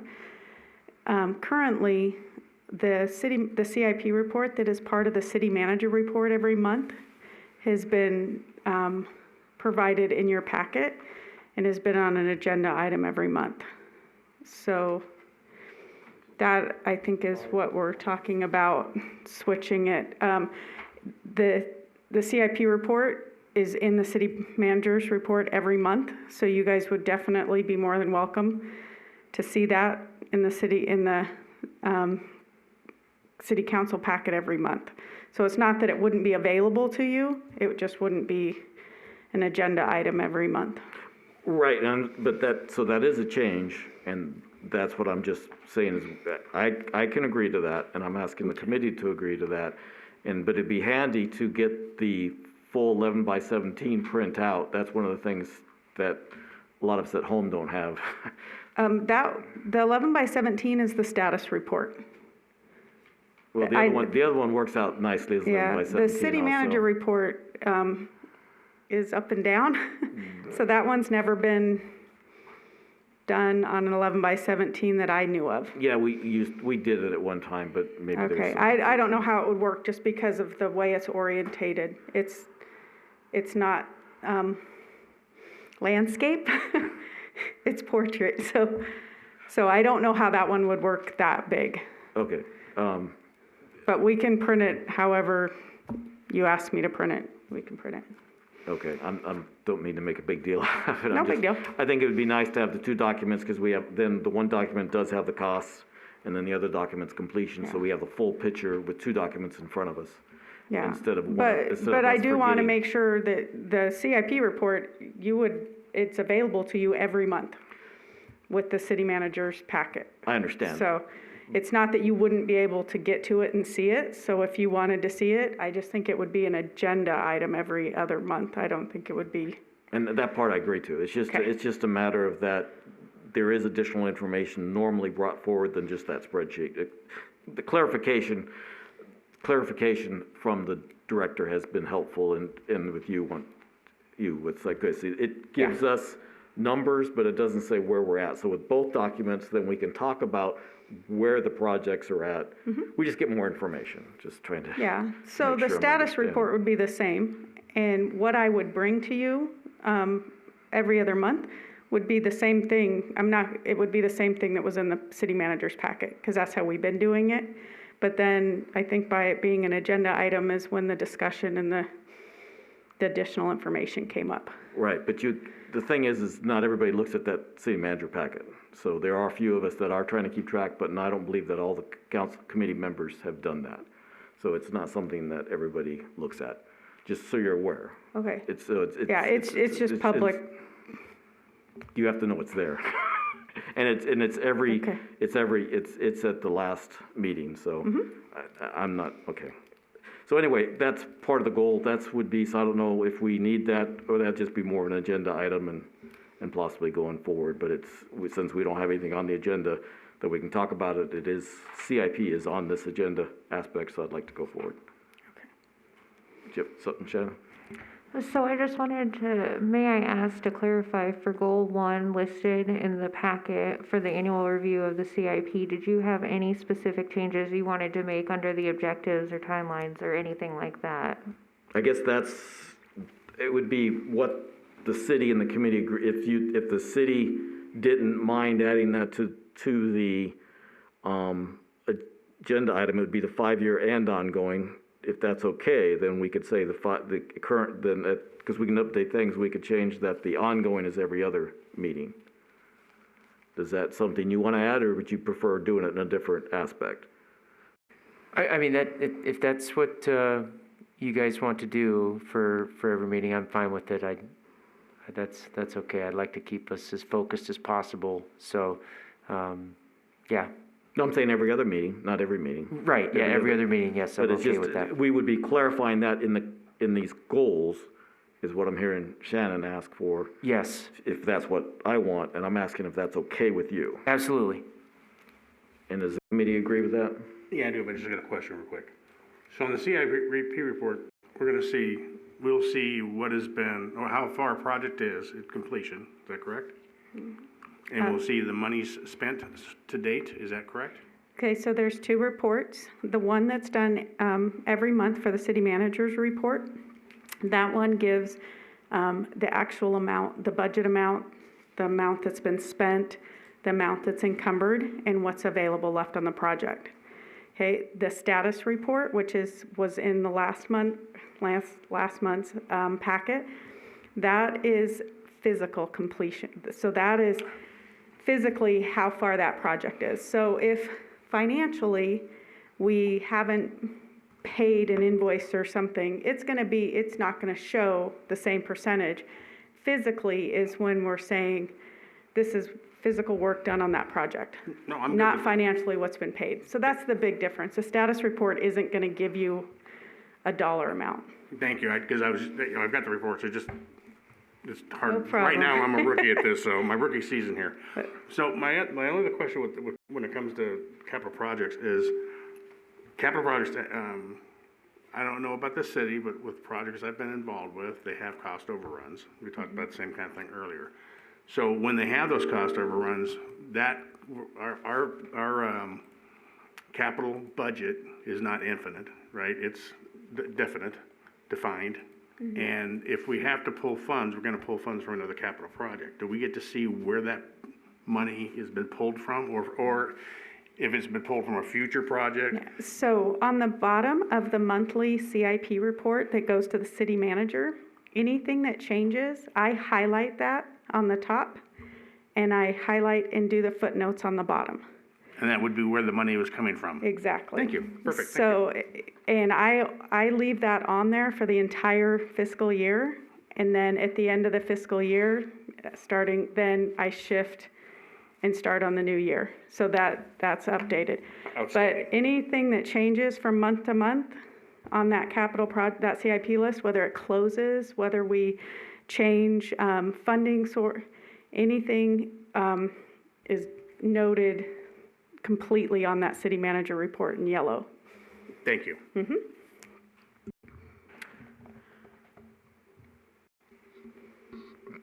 So if I may, I just want to make sure that for goal 1, we have the annual review of the 5-year CIP, and it sounds like we're combining it with ongoing CIP review. So I guess if it's acceptable, we would say annual 5-year review and ongoing. That's Capital? exactly how I'm notating it, so I feel like that, based off of what your discussion, I think that sounds great for Right. that one. And then also under the objective, then I think we can add staff to provide status report and CIP report from the CM report that's given every other month. So that way it's clearly outlined in the objective what you are looking for from that. Yes, yes. Okay, and just so we can make sure we're seeing actual clear changes to the committee goals as you guys discuss. So I just want to make sure that's inputted in there. Great, I And appreciate then that. maybe at the end of the item, I'm keeping track of all of these things, and we can make a motion to make these changes to the report, so that way we can have the items very, very clearly listed under the committee goals, so we can see that change go through, if that makes sense. Sure. Okay. And then going on that one, so goals number 1, then the update. So what is the easy way to do that? Do we want to keep the updates for the current fiscal year? Because for instance, right now we say staff to meet with city department directors in August. We'll present the UAC following directors meeting. Now that actually, so that was past August. That's not this. Well, we have current August, but that's going to be in the next fiscal year.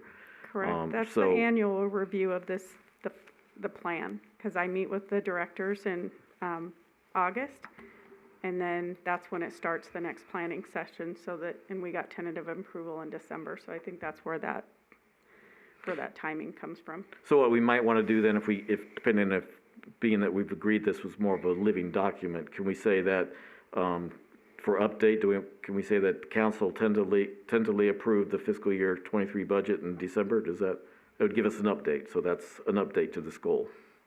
Yeah, I guess I'm a little confused if we're talking about goals, or your comments on the, or status on the Okay, goals. I'm looking at, I'm looking at our goals that was created by the city, and we have, Correct. 4 columns. Okay, We have goals, objectives, tentative timeline, and update. And so I'm trying to figure out, I think that's what we're all trying to do here, is how do we best utilize this format? okay. I'm sorry. I thought you were looking at changing goals right now. I didn't realize we were doing the status update at the same time. So that's where I got a little bit confused. So if we're going to do a status update, I would say that, that it was tentatively, that council tentatively approved it in December. Well, okay, so you're saying we're doing a status update on the goals is what? I'm I'm just asking what you guys, I guess I'm confused at what we're doing right now. Are we doing the goal or are we doing the status update? Go ahead, Shannon. You know, I think actually for the, to stick with the agenda item and to keep on task, we should only be really updating our goals. And that's what well. Yeah. Okay, let me make sure that I didn't misunderstand No. okay, discussion and update on committee goals and priorities. Now, I guess so maybe the way that's written, it limits us, but I guess what I assume, since we had this in our package, so this is our goals, and so you have, I'll just repeat it, we have goals, objectives, tentative, and update. So what I've been trying to do, and like I said, at any time, speak up if I'm misquoting the committee, is that then we want to make sure that we're updating each aspect of this, so the utility advisory committee goals, but we've set up aspects of it. So we make sure we've tried to say, okay, do we agree with the goals? That's one of that. So we've got a table that we're working with. So the one aspect is the goals, the next aspect is the objective. So Shannon has helped out saying, okay, here's the goal, we're gonna make sure we have the goal clear, we got the objectives clear. Okay, so now we have tentative timeline, and the way I look at the tentative timeline is when do you need something from the committee? So, or what's an important timeline for this goal, either the city and or the committee? Then the next one is just an update. And what is an important aspect of that goal that's been updated? So if this can have a lot of aspect to us, it just might end up being a couple pages because we've said, okay, here's an update to this goal, and we add a little more information. So it's gonna increase the size of the table, but it's just more data, it's just more information. So if I'm understanding Shannon, we're trying to do is, okay, we got goal 1, and so goal 1 was a place for me to make sure I understood what the committee and the city would be willing to do for the ongoing capital. So to me, that was helpful for our goals. So it's a matter of updating goals, objectives. Do we have anything for the timeline? And do we have anything for update? And if we're in that category, an update would be that the city council tentatively approved the fiscal year 23 budget in December. And that's just an update. So we're still to my understanding, we're still on the agenda, and now we're just trying to fix this table. Now, if we need to put in the agenda next time that goals and the table related to it, then Shannon, am I missing something? Am I going off base now? I think part of the confusion is that the title of the document says Utility Advisory Committee Goals. And that's what the agenda item is referring to, is the total document. But within the document, it uses the term goals. So it gets confusing whether or not we're talking about just that one column or if we're talking about the entire document. We want to talk about the entire document and the sections within that document. Okay, so so column 1, we're done with the CIP, right? The changes that you said. Column 2, are we good on the objectives? Okay, column 3 was the timeline? Correct. So does that need to be changed? Follow annual SIPAC calendar, will provide calendar. Now, maybe we need to put something that the time's gonna be every other month for the ongoing, so. That timeline makes absolutely no sense to me. I mean, what we have stated there, the timeline just doesn't make sense to me. Well, each year, they're supposed to supply us with a CAP calendar that shows what are the specific dates that things will happen related to the capital improvement. And then how we fit into that is what, and so we would go over that at different times.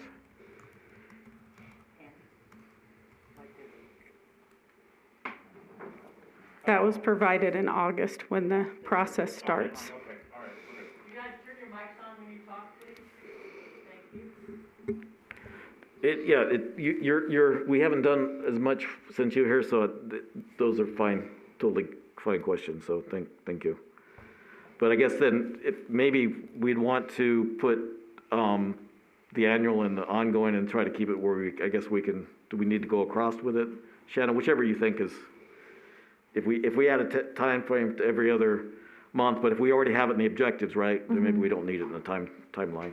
It's whatever helps everybody. And I don't see any update for that right now. I would agree that maybe no update to the tentative timeline, since we've already listed in the objectives that we were gonna go with it every other month. Okay. So just so it's clear. So the last two columns would be good for them. We don't need any additional information, except for that tentative, just to put, Yes, I included in the update portion, the council tentatively approved the FY '23 CIP in December 21. okay. And both, so the committee reminds the city that this part, we've done something. Okay, and on the second one, I think the second goal is, I don't think there's anything staff to update. So we got the goal, I think is okay, the objectives. So, committee, did anybody have any concerns with the first column of goals or this first column of objectives, second column of objectives? I don't. Marty? No. Eileen? Okay. Then we go to the third, staff update, financial late fall, so that's basically the starting point of it. And then update financial plan pending on completion of CAFR in late fall. So that's kicking everything off, and I guess is there anything else needed or helpful to either side? Okay.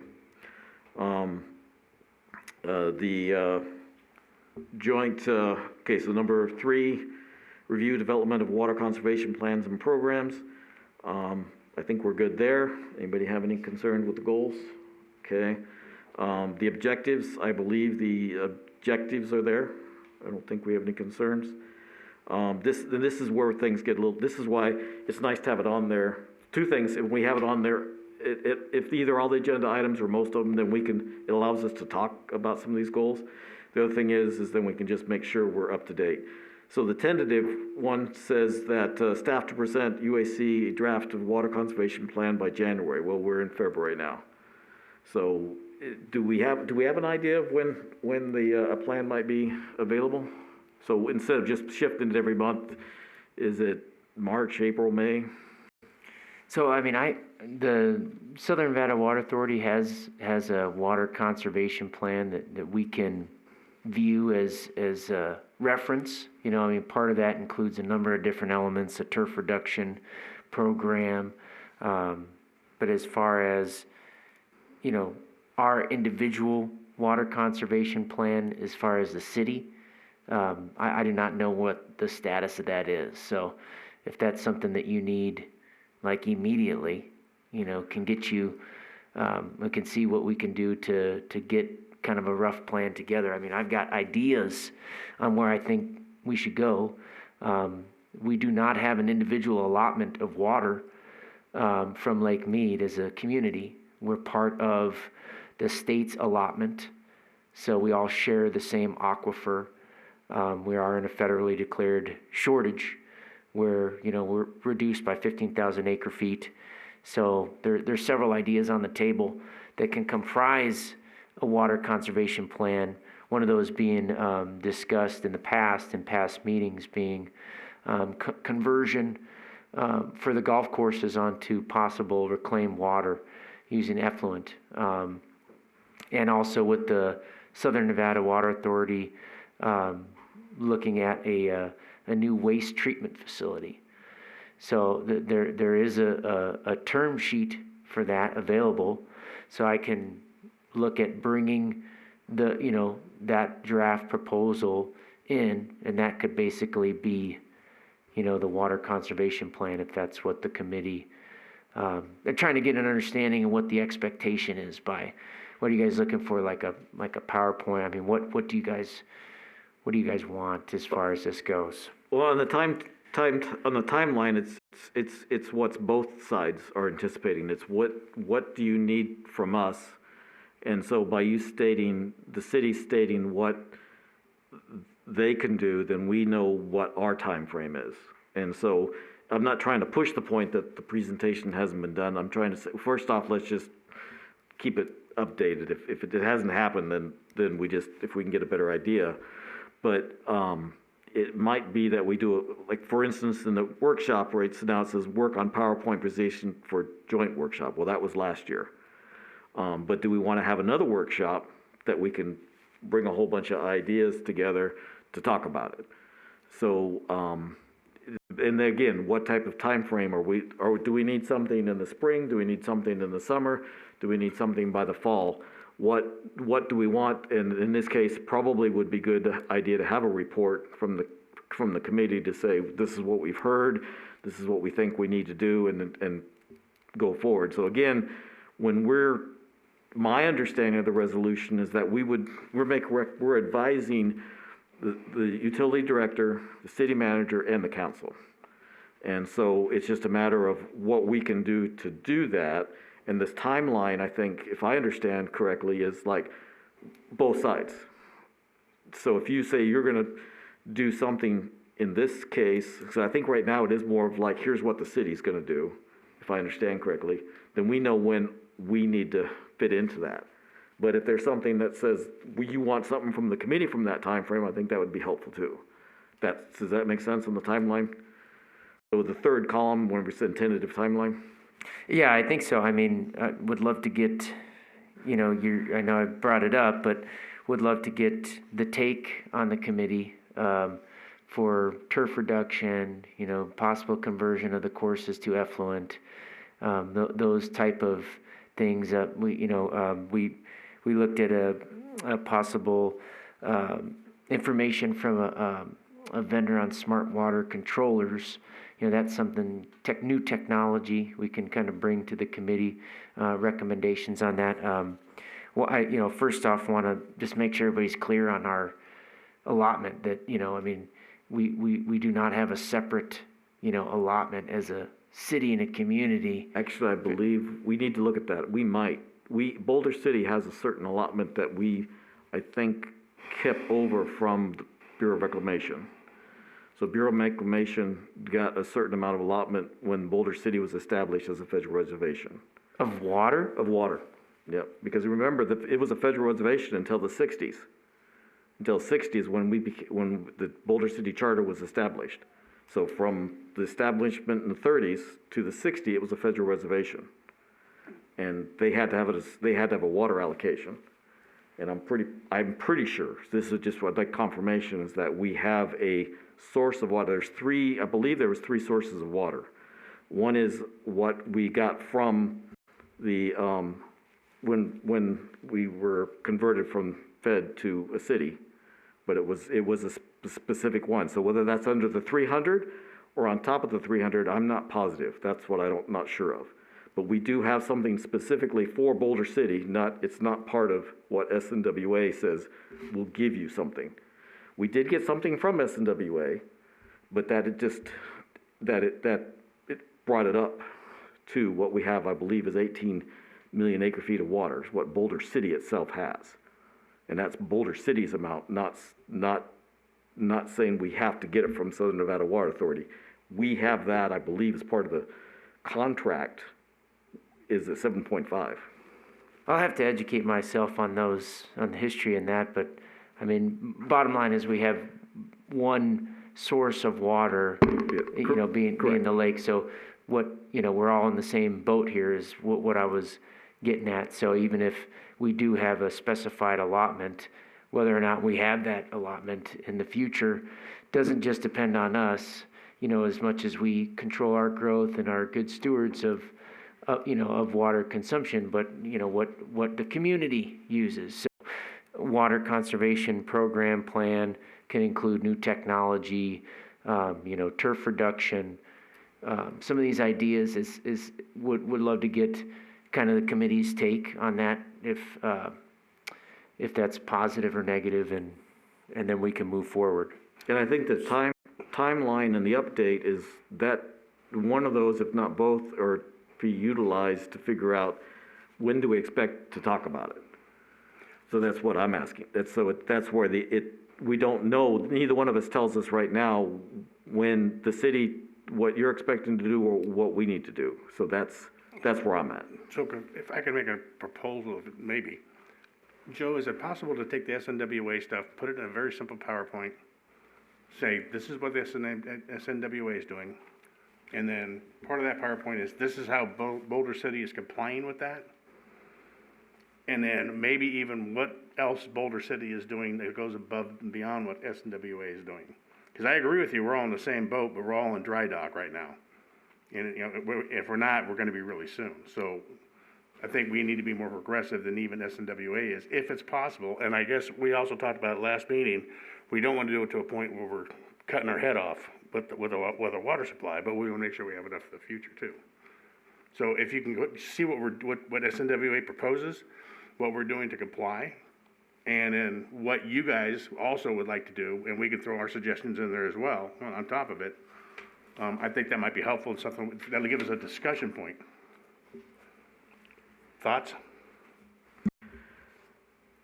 It depends how long because the SNWA is, because there is more there that they have to do over there that we don't have to do.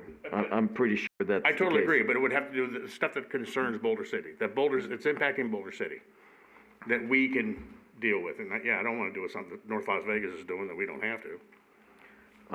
Yeah, I guess that's just the thing is that's a good starting point. It's just when should we put it on an agenda item? Are we looking at a next meeting? Are we looking at, so do we put a certain month, or do we say spring, or what do we do? So that would help us in either the tentative or the update, is to say that we will meet and discuss the latest information we have. That's one way to say it.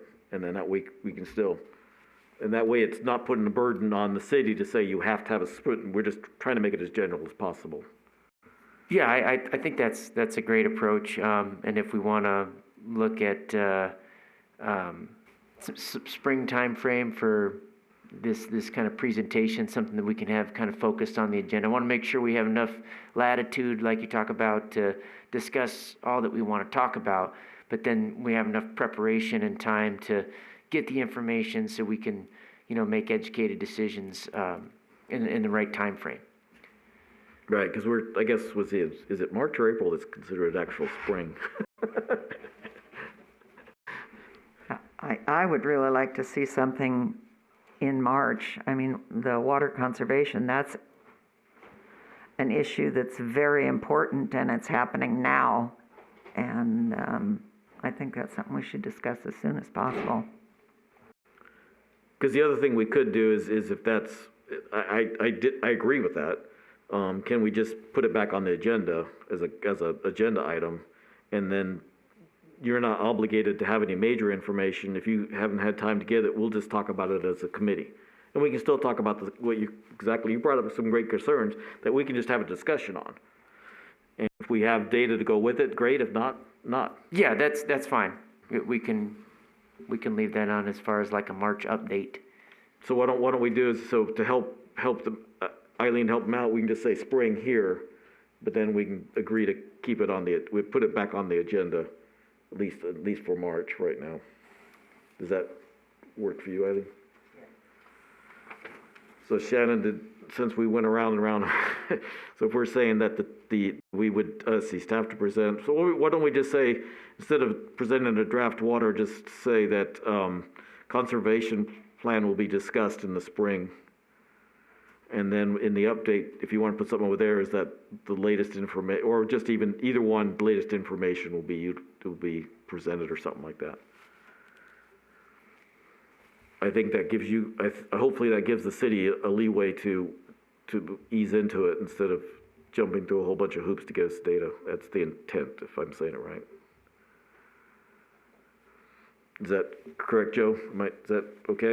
Yeah, I think that's fine. I mean, we've got upcoming meeting with the golf course, that's a real big part of this. So want to make sure that there's, understanding and support from that aspect. And there's a lot of concerns that have been thrown out with salinity and all that. So the golf course is being a large, one of the big large users, probably the largest of the water, part of the conservation plan. So it'll be great to have that discussion with them in the meeting and be able to come back and bring an update based on that meeting as well. Yeah, that would be fantastic, because I think I think we can still, since water conservation's on here, it's still, we can say it as an agenda item quickly, is that looking at that stuff, the more that the city itself can conserve, the less it impacts the revenue. Because the city is only paying wholesale cost, whereas the citizens are paying retail. Correct. So if we conserve greater on the resident side, you're losing revenue. So that's been stated here in the committee. That's the reason I want to bring it up. So if we can conserve a large amount of water on the golf course, it's helping everybody. Right. Because we're still bringing in revenue from the other sources, and you're not losing no revenue because you're not getting any revenue from the golf course water. Correct. Okay. So if I may, under tentative timeline for the goal 3, I have conservation to be discussed in spring 2022 or March, more specifically. Well, I think you can just say spring, because as long as we put it on the agenda item, it doesn't have to be here. Okay, and then under the update portion, from what I got from the conversation, in the future, create a PowerPoint with SNWA conservation info and include how Boulder City is complying and or how we want to further conservation efforts. That would be good, but you could just say, present the latest data, just to keep it general, so we're not asking the city to do too much. Again, the minutes would, if in the minutes or in the tracker, then if you could put the other, that would be helpful. Okay. But then we're not obligating you as much here to say it's there. We want that data at a point. Is that okay with the committee? Absolutely. Okay, so then just to track back, since again, this is the only place we can do about it. So we have, in number 2, we had rate review. So what we could possibly do is something to think about, because we're probably not even gonna get it in March, it might be April, is that we look at a workshop for rates and conservation. So all I'm asking for is to discuss it, not saying that we're gonna change rates or anything like that.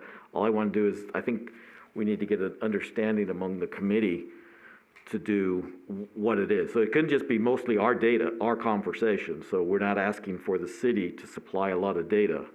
It's just more or less, can we have a workshop at some point to, these are 2 things that are important. We can take more time in a workshop for the conservation and rates instead of a major time in an agenda item, if we need to try to clarify or discuss more. So I guess we'll have to figure out how to do that. So if we could put, so on the goals, I guess we possibly could talk about, if we can put the agenda, or I guess in the new city review, then we'll just see what we can do with going forward with the agenda items to how to establish some things, so. Okay, sorry. So everybody okay with number 3 then? Sure am. Number 4. According to my sheet, I'm sorry, we're not done with the agenda item for you. We're on the goal 4.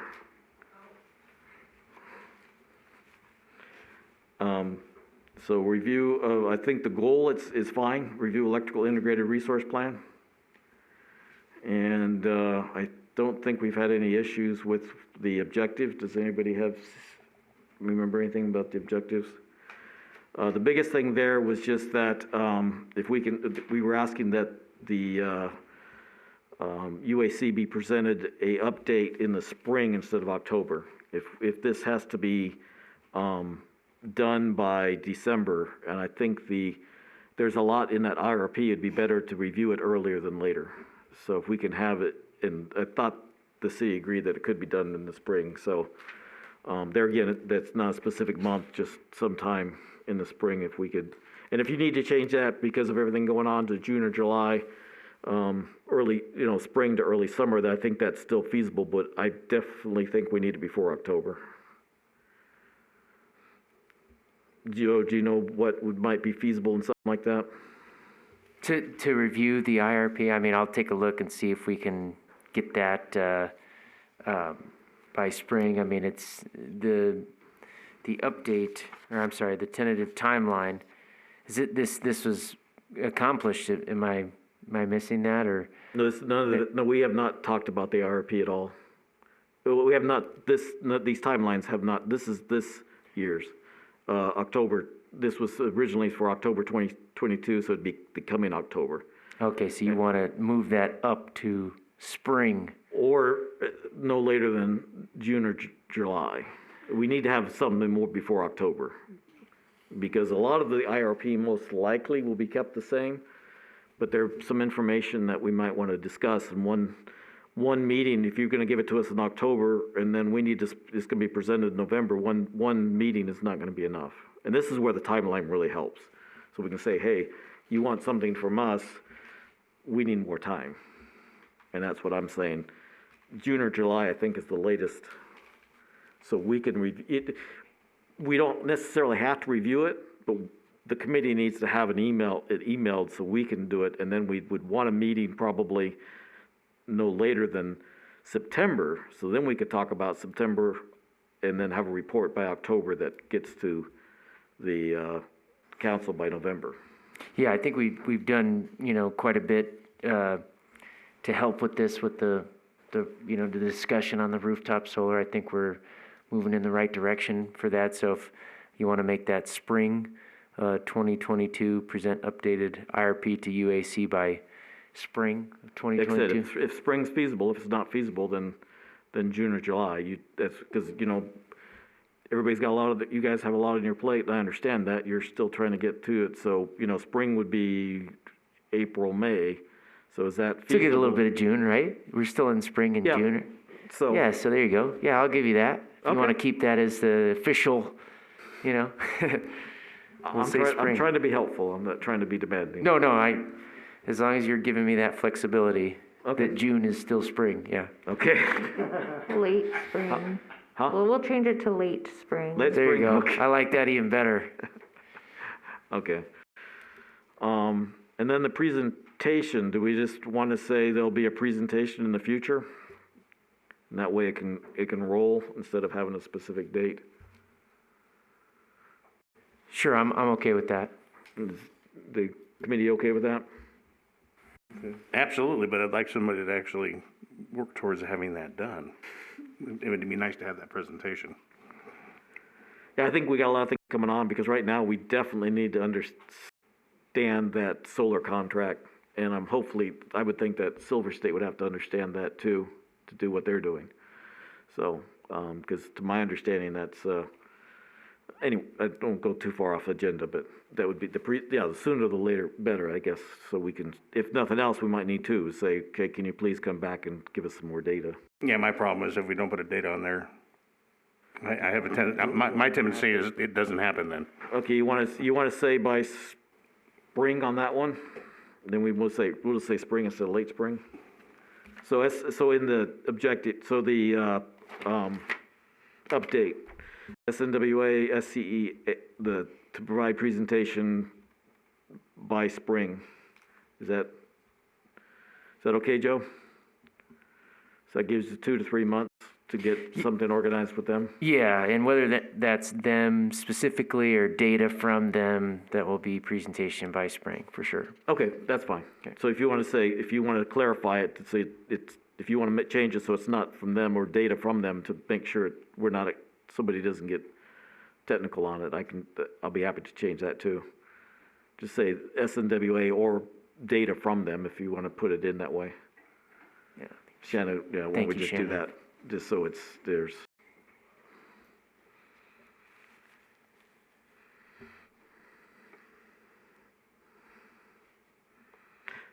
Well, thank you for taking the time. I don't think we'll have to take this much time in the future, so this helps clarify. And I think we've been meaning to do this, it's just been somewhat of a misunderstanding of what the whole thing is, so. I appreciate everybody's time, and I think that helps a lot. So was there any other besides, because you wanted a motion, if I understand correctly. So before we do a motion, does anybody else have any comments on this table? No. Okay. Now, can I make a simple motion, or do you want me to reiterate in the motion everything that's changed? Because that's going to be a pretty big motion. Do you think it would be best to make the motion and mention within the motion all of the changes discussed during the item? That way, and as reflected in the sheet. Do you think that could be done, or do you think we need to reiterate per each item what we are changing? I think we do what was discussed, and then we can verify with the minutes, make sure there's no misunderstanding with that, if that's acceptable with the committee. It's like helpful for all of us, try to have to regurgitate.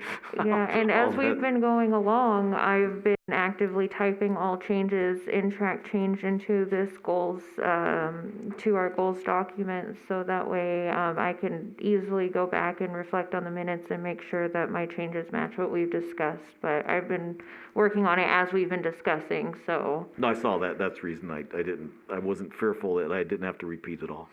So I appreciate that, it helps a lot.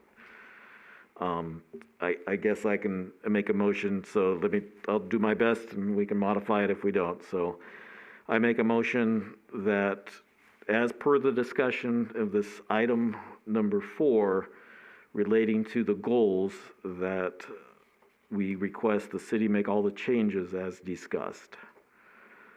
Is that good enough, or, okay. So Second.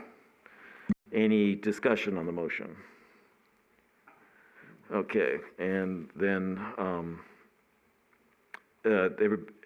all that approve, say aye. Aye. Any against, say nay. So that goes forward with, unanimous with the 4 that are here today.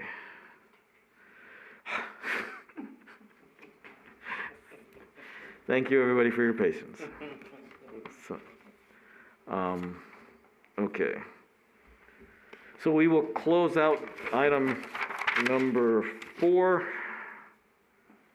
and go to item number 5 for possible action, update of the fiscal year 22 operation and maintenance budget, year-to-date, and recommendation for fiscal year 2023 operation and maintenance budget requests. Joe? Yeah, thank you, Chairman Carr. So just wanted to give the committee a year-to-date budget report and the various divisions: electric, water, wastewater, and landfill. And so working on the budget now, which for fiscal year 23, which we know can affect the rates. We want to keep the existing rates, within our utility rate model. So I wanted to just bring to attention for the committee's observation. This is the entire O&M budget. It includes salary, overtime. There's a number of line items on here. The items that I wanted to focus on, for example, on the electric fund, 5301, 5302, and 5303, maintenance facilities, maintenance equipment, maintenance vehicles. So if we look at, and what this shows is the amount that's been encumbered year to date for this fiscal year. So you could see that we're already at 133% for the maintenance facilities for budget. That's invoices, POs paid out for maintenance and repair on the electric system to keep the system reliable. So, wanted to bring that to the committee's attention to see if there was any feedback, questions. Joe, just interrupt, but Yep. if you go across the line, Yep. it's 94%. Oh, I'm sorry. Yeah, 33 okay. is above it. Yep, I apologize. I have my ruler here. Yes, thank you. Yep, okay, so that's solid waste service. I apologize. So 94%, 100%, and 119%. So we're on the same page. So the concern that I've got is that we're halfway through the fiscal year and, we're already over 100% in some of these areas, to operate and maintain the system. And then if we look across in water, we're not as bad, but we see 80%, 73%, 62%, and I'm rounding there. And then for wastewater, we have 58%, 70%, and then 73%, and that includes encumbrances. On the landfill side, you see there's a higher percentage for the technical.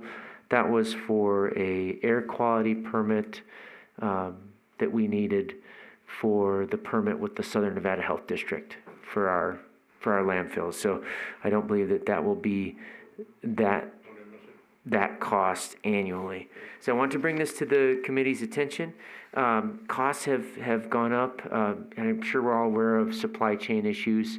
My main primary focus is reliable delivery of goods and services across the utility, electric, water, wastewater, and the landfill. And so I wanted to be transparent and show you guys where we're at with the upcoming budget process, answer any questions you might have, get any feedback, recommendations that you have at this time. So I appreciate anything you have to offer.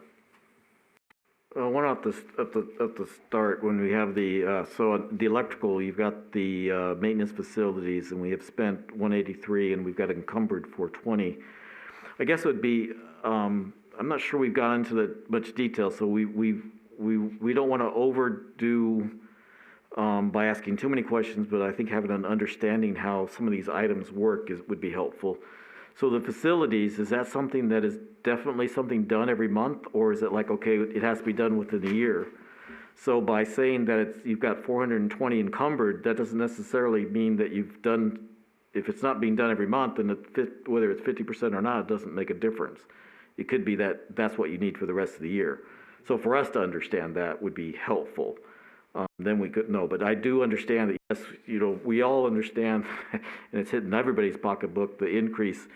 The inflation is outrageous, and we've, in cases that you guys are looking at, we understand is 20 or 30%. So you need to put in the proper amount of budget you need to do what's right for next year, and that I think we would all support if we understand some of the clear. But understanding where that 420 encumbered is understanding that that's not necessarily because it's 50% of the year, that we wouldn't expect another 420 for the rest of the year.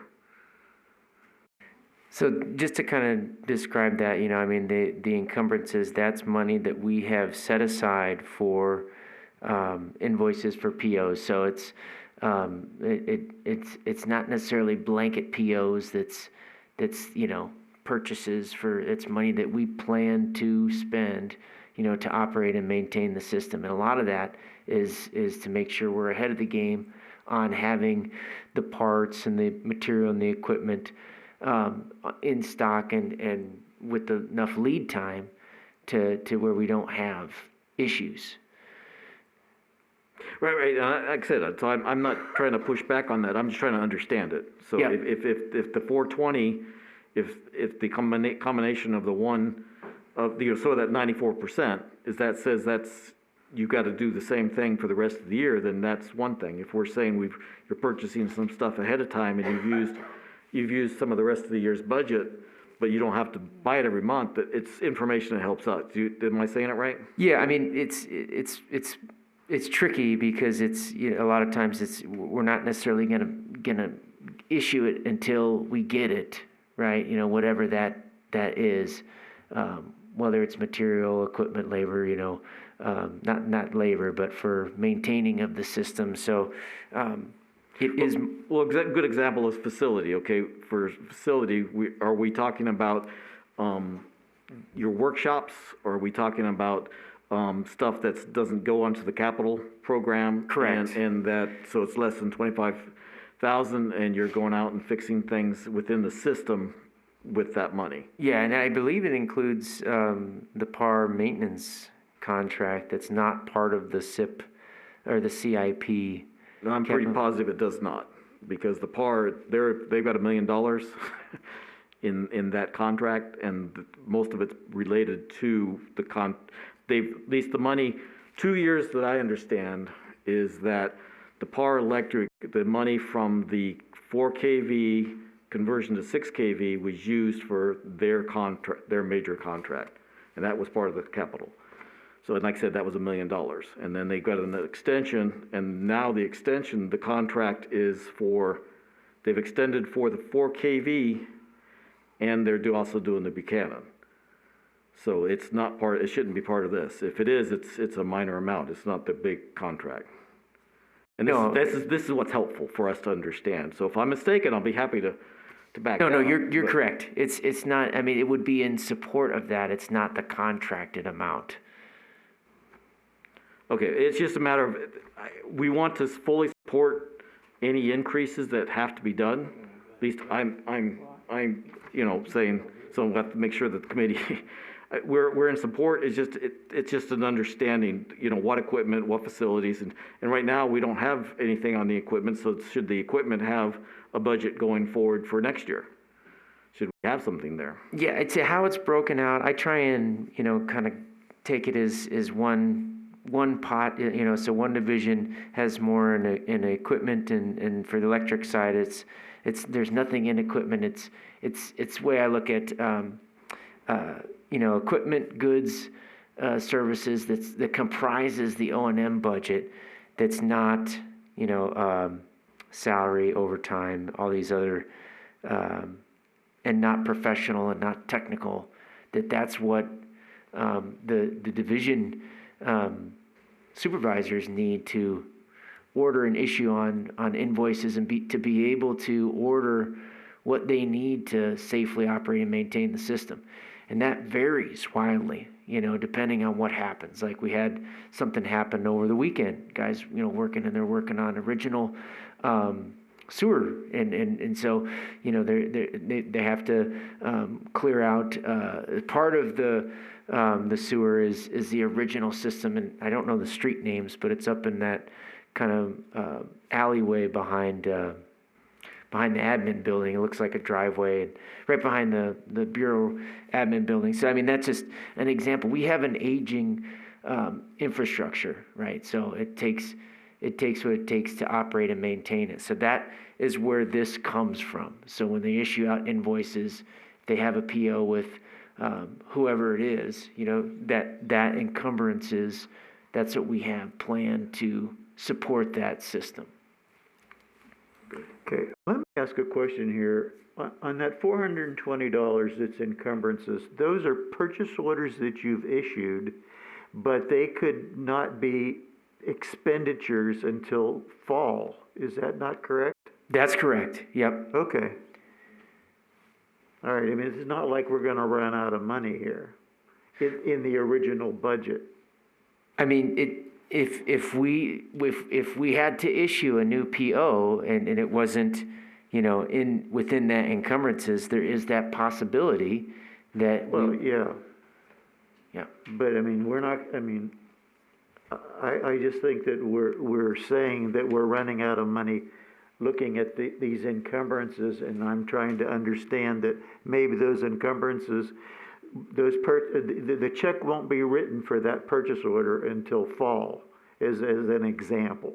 That's all. Yeah, and that, what I'm saying is, I'm not saying we're running out of money Okay, on that. well, What I'm that's saying is that. yeah, I just we- want to be, that Yeah. I'm clear on what you're saying. We don't have the ability to write new checks then, is based on what we've planned to spend. Right, So if we needed to go out and something came up that we weren't, planning for, and we didn't have the ability or the PO out there to get whatever that was that we needed, yeah, we would need to figure something out. right, you'd have to change the budget.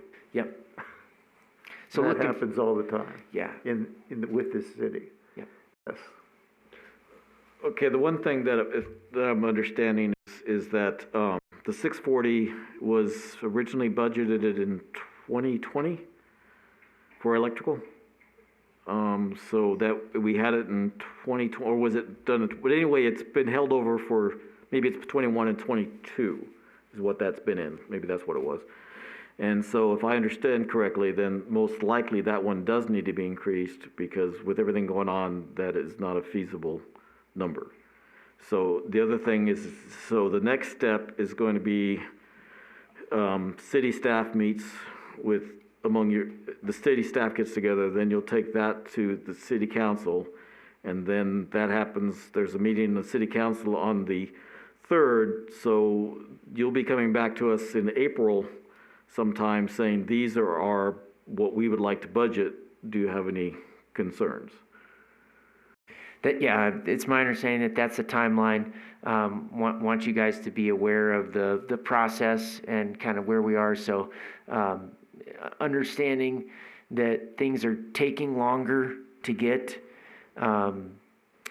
We have some issues with the with hiring, with recruiting and retaining certain types of positions that are in really high demand, particularly on the lineman side. So it's being able to attract and keep those kind of people. So it's my understanding that timeline by April we would bring the fiscal 23 budget to the UAC and ask for recommendation, approval, disapproval, and knowing that this is all within decisions that we've already made, with for example, the transformers that we went ahead and, which was a great example of us using the utility rate model, making sure we're within that 20%. And so that was approved in a consent agenda on the last meeting. And so moving forward with that, is an example. Is there something, I guess I'm not sure what you want from us today, or if there is something you want from, is this just an update? Or did you want something from us tonight? I wanted to leave that as, it's up to you, to I guess start to prime your movers and how quick you want to make a decision and what kind of decision you want to make. I want to leave that up to you guys. I just want you to see where we are in this part of the fiscal year. If you mentioned that particular line item was carried over from 20, right? We got 20, 21, 22. We're at that same amount. I'm not recommending that same amount, for 23. I'm going to be recommending an increase. What value that is. We're going to go through that process. I mean, does the committee support that? Do they, that kind of thing, all within the model, the utility rate model, to make sure that, we're able to support that. But I think we've all, as long as we can understand what it is, and anything that realistically has to be modified should be modified. If you've got to, we do, like I said earlier, we know that the supply chains they've issues, and they've caused issues, and they've caused expenses.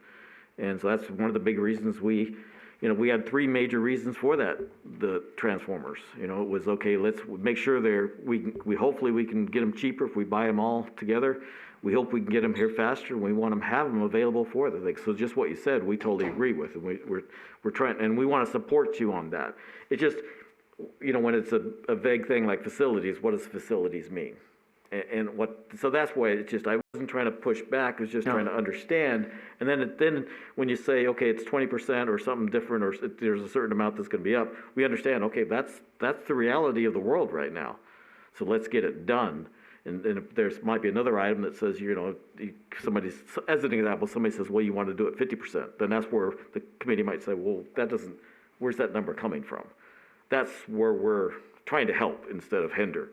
We're just trying to understand. So right now, what you're saying is we can understand you're going to bring different numbers to us once the council has it. And again, though, we're going to have one meeting to get that back to the council. So we'll have the data, and the report has to go out the same meeting, because if the council is being asked in April to approve, if I understand correctly, if not the first part of May. So we either have to put a report together by April, or we have to put a report together by the 1st of May, and I guess that's what is it that, when do we need that information from us? I believe it's April, at the April meeting. And we won't have the information until the April meeting. See, these are the things that we're trying to understand ourselves. Right. So how do we put a report together in the same meeting? I don't know if it necessarily needs to be a report, is it's just, either approving it or disproving it, comments, I don't know if it has to be a report that you have to produce. Well, I guess what I would like to see then is if we can get the data, if the data might be on the part of the council meetings, and maybe it's an agenda packet that's open there, it's probably the way it is. If not, if we can get it, instead of just the packet to have a weekend, and the council has the same type thing, I understand, but if we have just more than a weekend time frame to look at, it would be helpful. Okay. So as soon as we can get the data, then anytime after March 3rd, so we can look at the data would be helpful. Am I missing anything? Does anybody else have any input? No, I didn't bring with me the schedule of when the budget is prepared and approved. But have you already sat down with finance to make up the utility budgets for '23? We have initiated that process, yes. Oh, thank you, yeah. And so what I'm bringing to the committee is the issue, the line items that I'm focusing on increasing. Particularly, the one I'm most concerned with is on the electrical side, but based on what's encumbered and where we are in FY22. Correct. Okay. Notwithstanding any issues that we may have to address for this fiscal year, looking ahead to FY23. Great. Okay. Can I ask a question about infrastructure? Is that because it's related to the budget, but is it going off budget? So does anybody want to make sure I'm not going off the agenda? Just looking at the agenda. I guess what I was looking at is aging infrastructure compared to what we're rebuilding. That's budget-wise. So is that related to the budget, or is that something I have to wait to another agenda item to be established in the future? I don't know the answer to that. I know that the agenda item is operation maintenance budget year-to-date in recommendation for FY23 operation maintenance budget requests. Are you looking at infrastructure in the CIP form or in the operating budget form, I guess? Basically, that's what I'm trying to make sure. Let me state it, and so no discussion, and it'll just be shut down if there's a problem. I guess what we all understand that Boulder City has or had aging infrastructure. We are correcting a lot of the aging infrastructure with the CIP projects. And so I still keep hearing we have aging infrastructure. So I'm just trying to clarify. So in certain cases, I can understand that when we say aging infrastructure for water and sewer, we still have a lot of pipes and a lot of things that we're correcting, but we still have a lot of, that stuff is old. Now, when we're talking electrical, we have a lot of, we're getting new poles, and theoretically, if I understood, the pole thing is gonna tell us once we put all the new poles in, that, we really don't have aging infrastructure, we have a new system. And so that's where I'm just trying to understand is where we're getting that. I'd like to get to a point where we're understanding what's aging and what we fixed. And then that sort of helps with our budget because then we know, and then where does it fit? Does it fit into the maintenance in the O&M budget? Or does it fit into the CIP because we still got major issues to correct? That's what I'm trying to understand. Did I explain that properly? Does anybody want to help me on that? I understood what you said. I don't know if that would be this item that we're discussing right now. That almost sounds like it would be an item maybe for a future agenda if you want to discuss the difference, because this is discussing specifically recommendations for the 23 O&M budget and a status of the mid-year of where we are for 22. That may be to me, that would be an agenda item, and we can discuss the difference between what a CIP is, not maintenance. That is when we're improving and increasing capacity. And maintenance on the O&M budget is when we're going in and basically just repairing something that's already there. No, and then that's what I'm asking. It doesn't have to be discussed today. What I'm Yeah. asking for is in the budget process, and it's so we won't necessarily discuss it next month, but maybe we could. We could say, okay, are you taking it to the council in that, or do we understand that what is aging infrastructure and what has been replaced? And so there again, it's sort of what money do we put what bucket does the money go into? Because the aging infrastructure for water, I would think would go into facilities, or it would go into O&M, because you're gonna continue to, you're fixing problems as they come up. And that's my belief is under the maintenance program. So we've still got aging infrastructure there, so we might need to increase. It's understandable why we'd have to keep a higher amount in maintenance of facilities, if I'm understanding facilities properly. Whereas with the electrical, then just understand that if we've rebuilt most of the system, we've replaced the transformers, we've replaced the poles, where's the conductor aspect to it? It's not really aged anymore. We've replaced a lot. So maintenance, then just understanding what maintenance O&M is and what the capital is. That's what I'm trying to understand. So I would think that would be it's a budget aspect. I would say that would be an agenda item that you could put on the agenda and specifically discuss exactly what you said. Where is our infrastructure, and what do we need to put in the CIP to improve it, and what levels do we need to keep what levels can we expect to see in maintenance? Okay, so what I'll do is if that's okay, then I will work with Joe to see what we can put on the agendas, if the rest of the committee agrees with that, and try to clarify that, so then we won't get off topic and take more time. Thank you.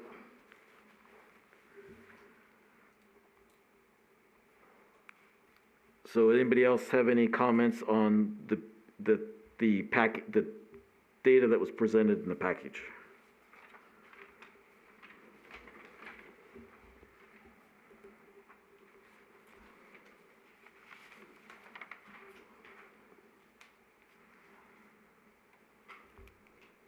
Okay, again, just for me to be clear, when you look at the water and you have SNWA water purchase, the original budget was 4.6 million, and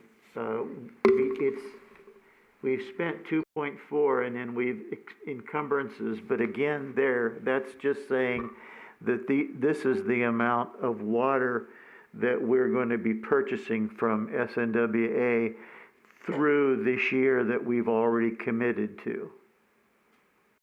That's correct. Okay. My understanding. Yeah, because again, you make it, it looks like with the encumbrances we're going to fall short, but that's not really the indication there. For that particular item, yes. Okay, the same thing with the power, yeah. And that's what we're asking for. There's some of the items that is done monthly, and there's some items that are done more to yearly, and so the better we understand that, then the better we can say, yeah, 20% is reasonable, or, okay, yeah, just repeating. So, thank you, so they're not all the same.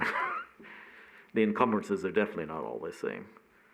Right, and what I wanted to bring to the committee's attention that was, concern to me, concern to the division supervisors was the ones we discussed, the maintenance facilities, equipment, vehicles. Right, and so I guess what you're saying is that most likely the numbers will be increased, try and give us a heads up, and then when the numbers come out, we can discuss it, but not be surprised that they're most likely gonna be increased. Correct. Okay, no, and that's appreciative, so we understand and we can do it. But the sooner we get it, then we can sort of look at it and go, so we're not, and I believe we could individually email you with the data and say, hey, and then that way we can take less time in the meetings and say, can you explain it or bring this to the meeting? We'll verify that but yes. So what I'm saying is, we're not gonna discuss this.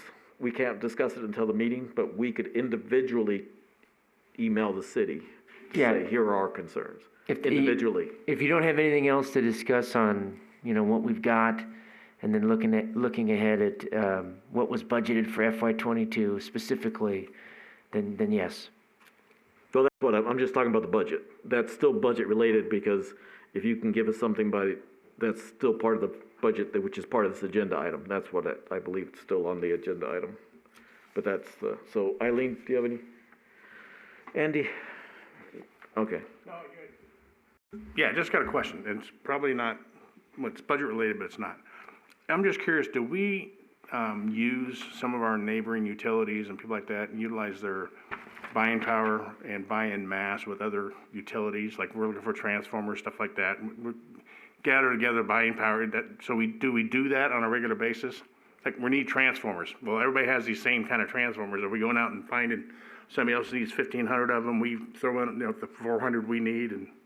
Not for the type of transformers that we're getting. They're a little bit more specialized because they're, at the distribution class. So if we were purchasing the pad-mounted ones that were, out in the community, then yes, that could be a possibility. But for other stuff, we do that same kind of thing?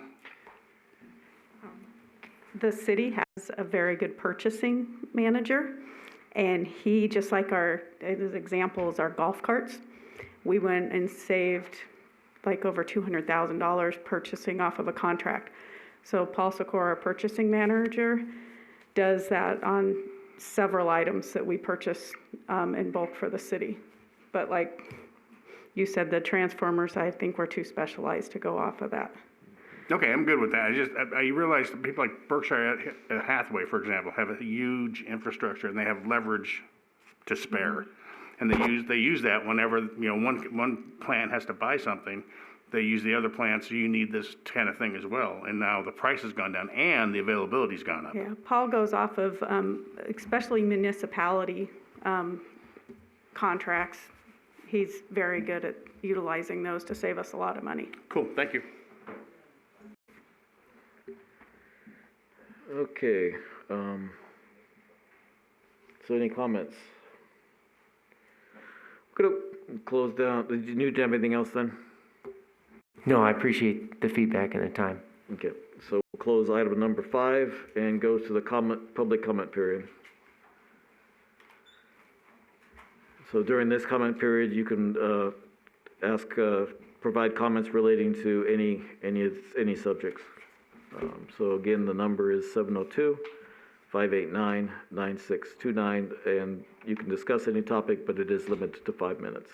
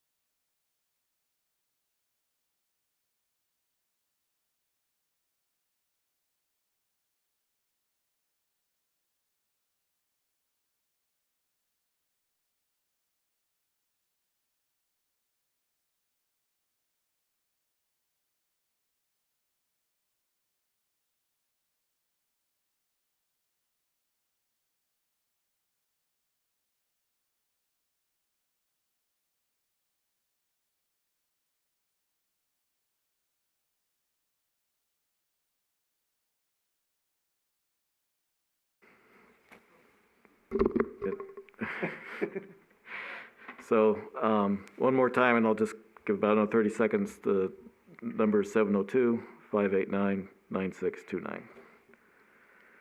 And there again, there was nothing, okay. Okay, we'll just a few seconds and then we'll call it good.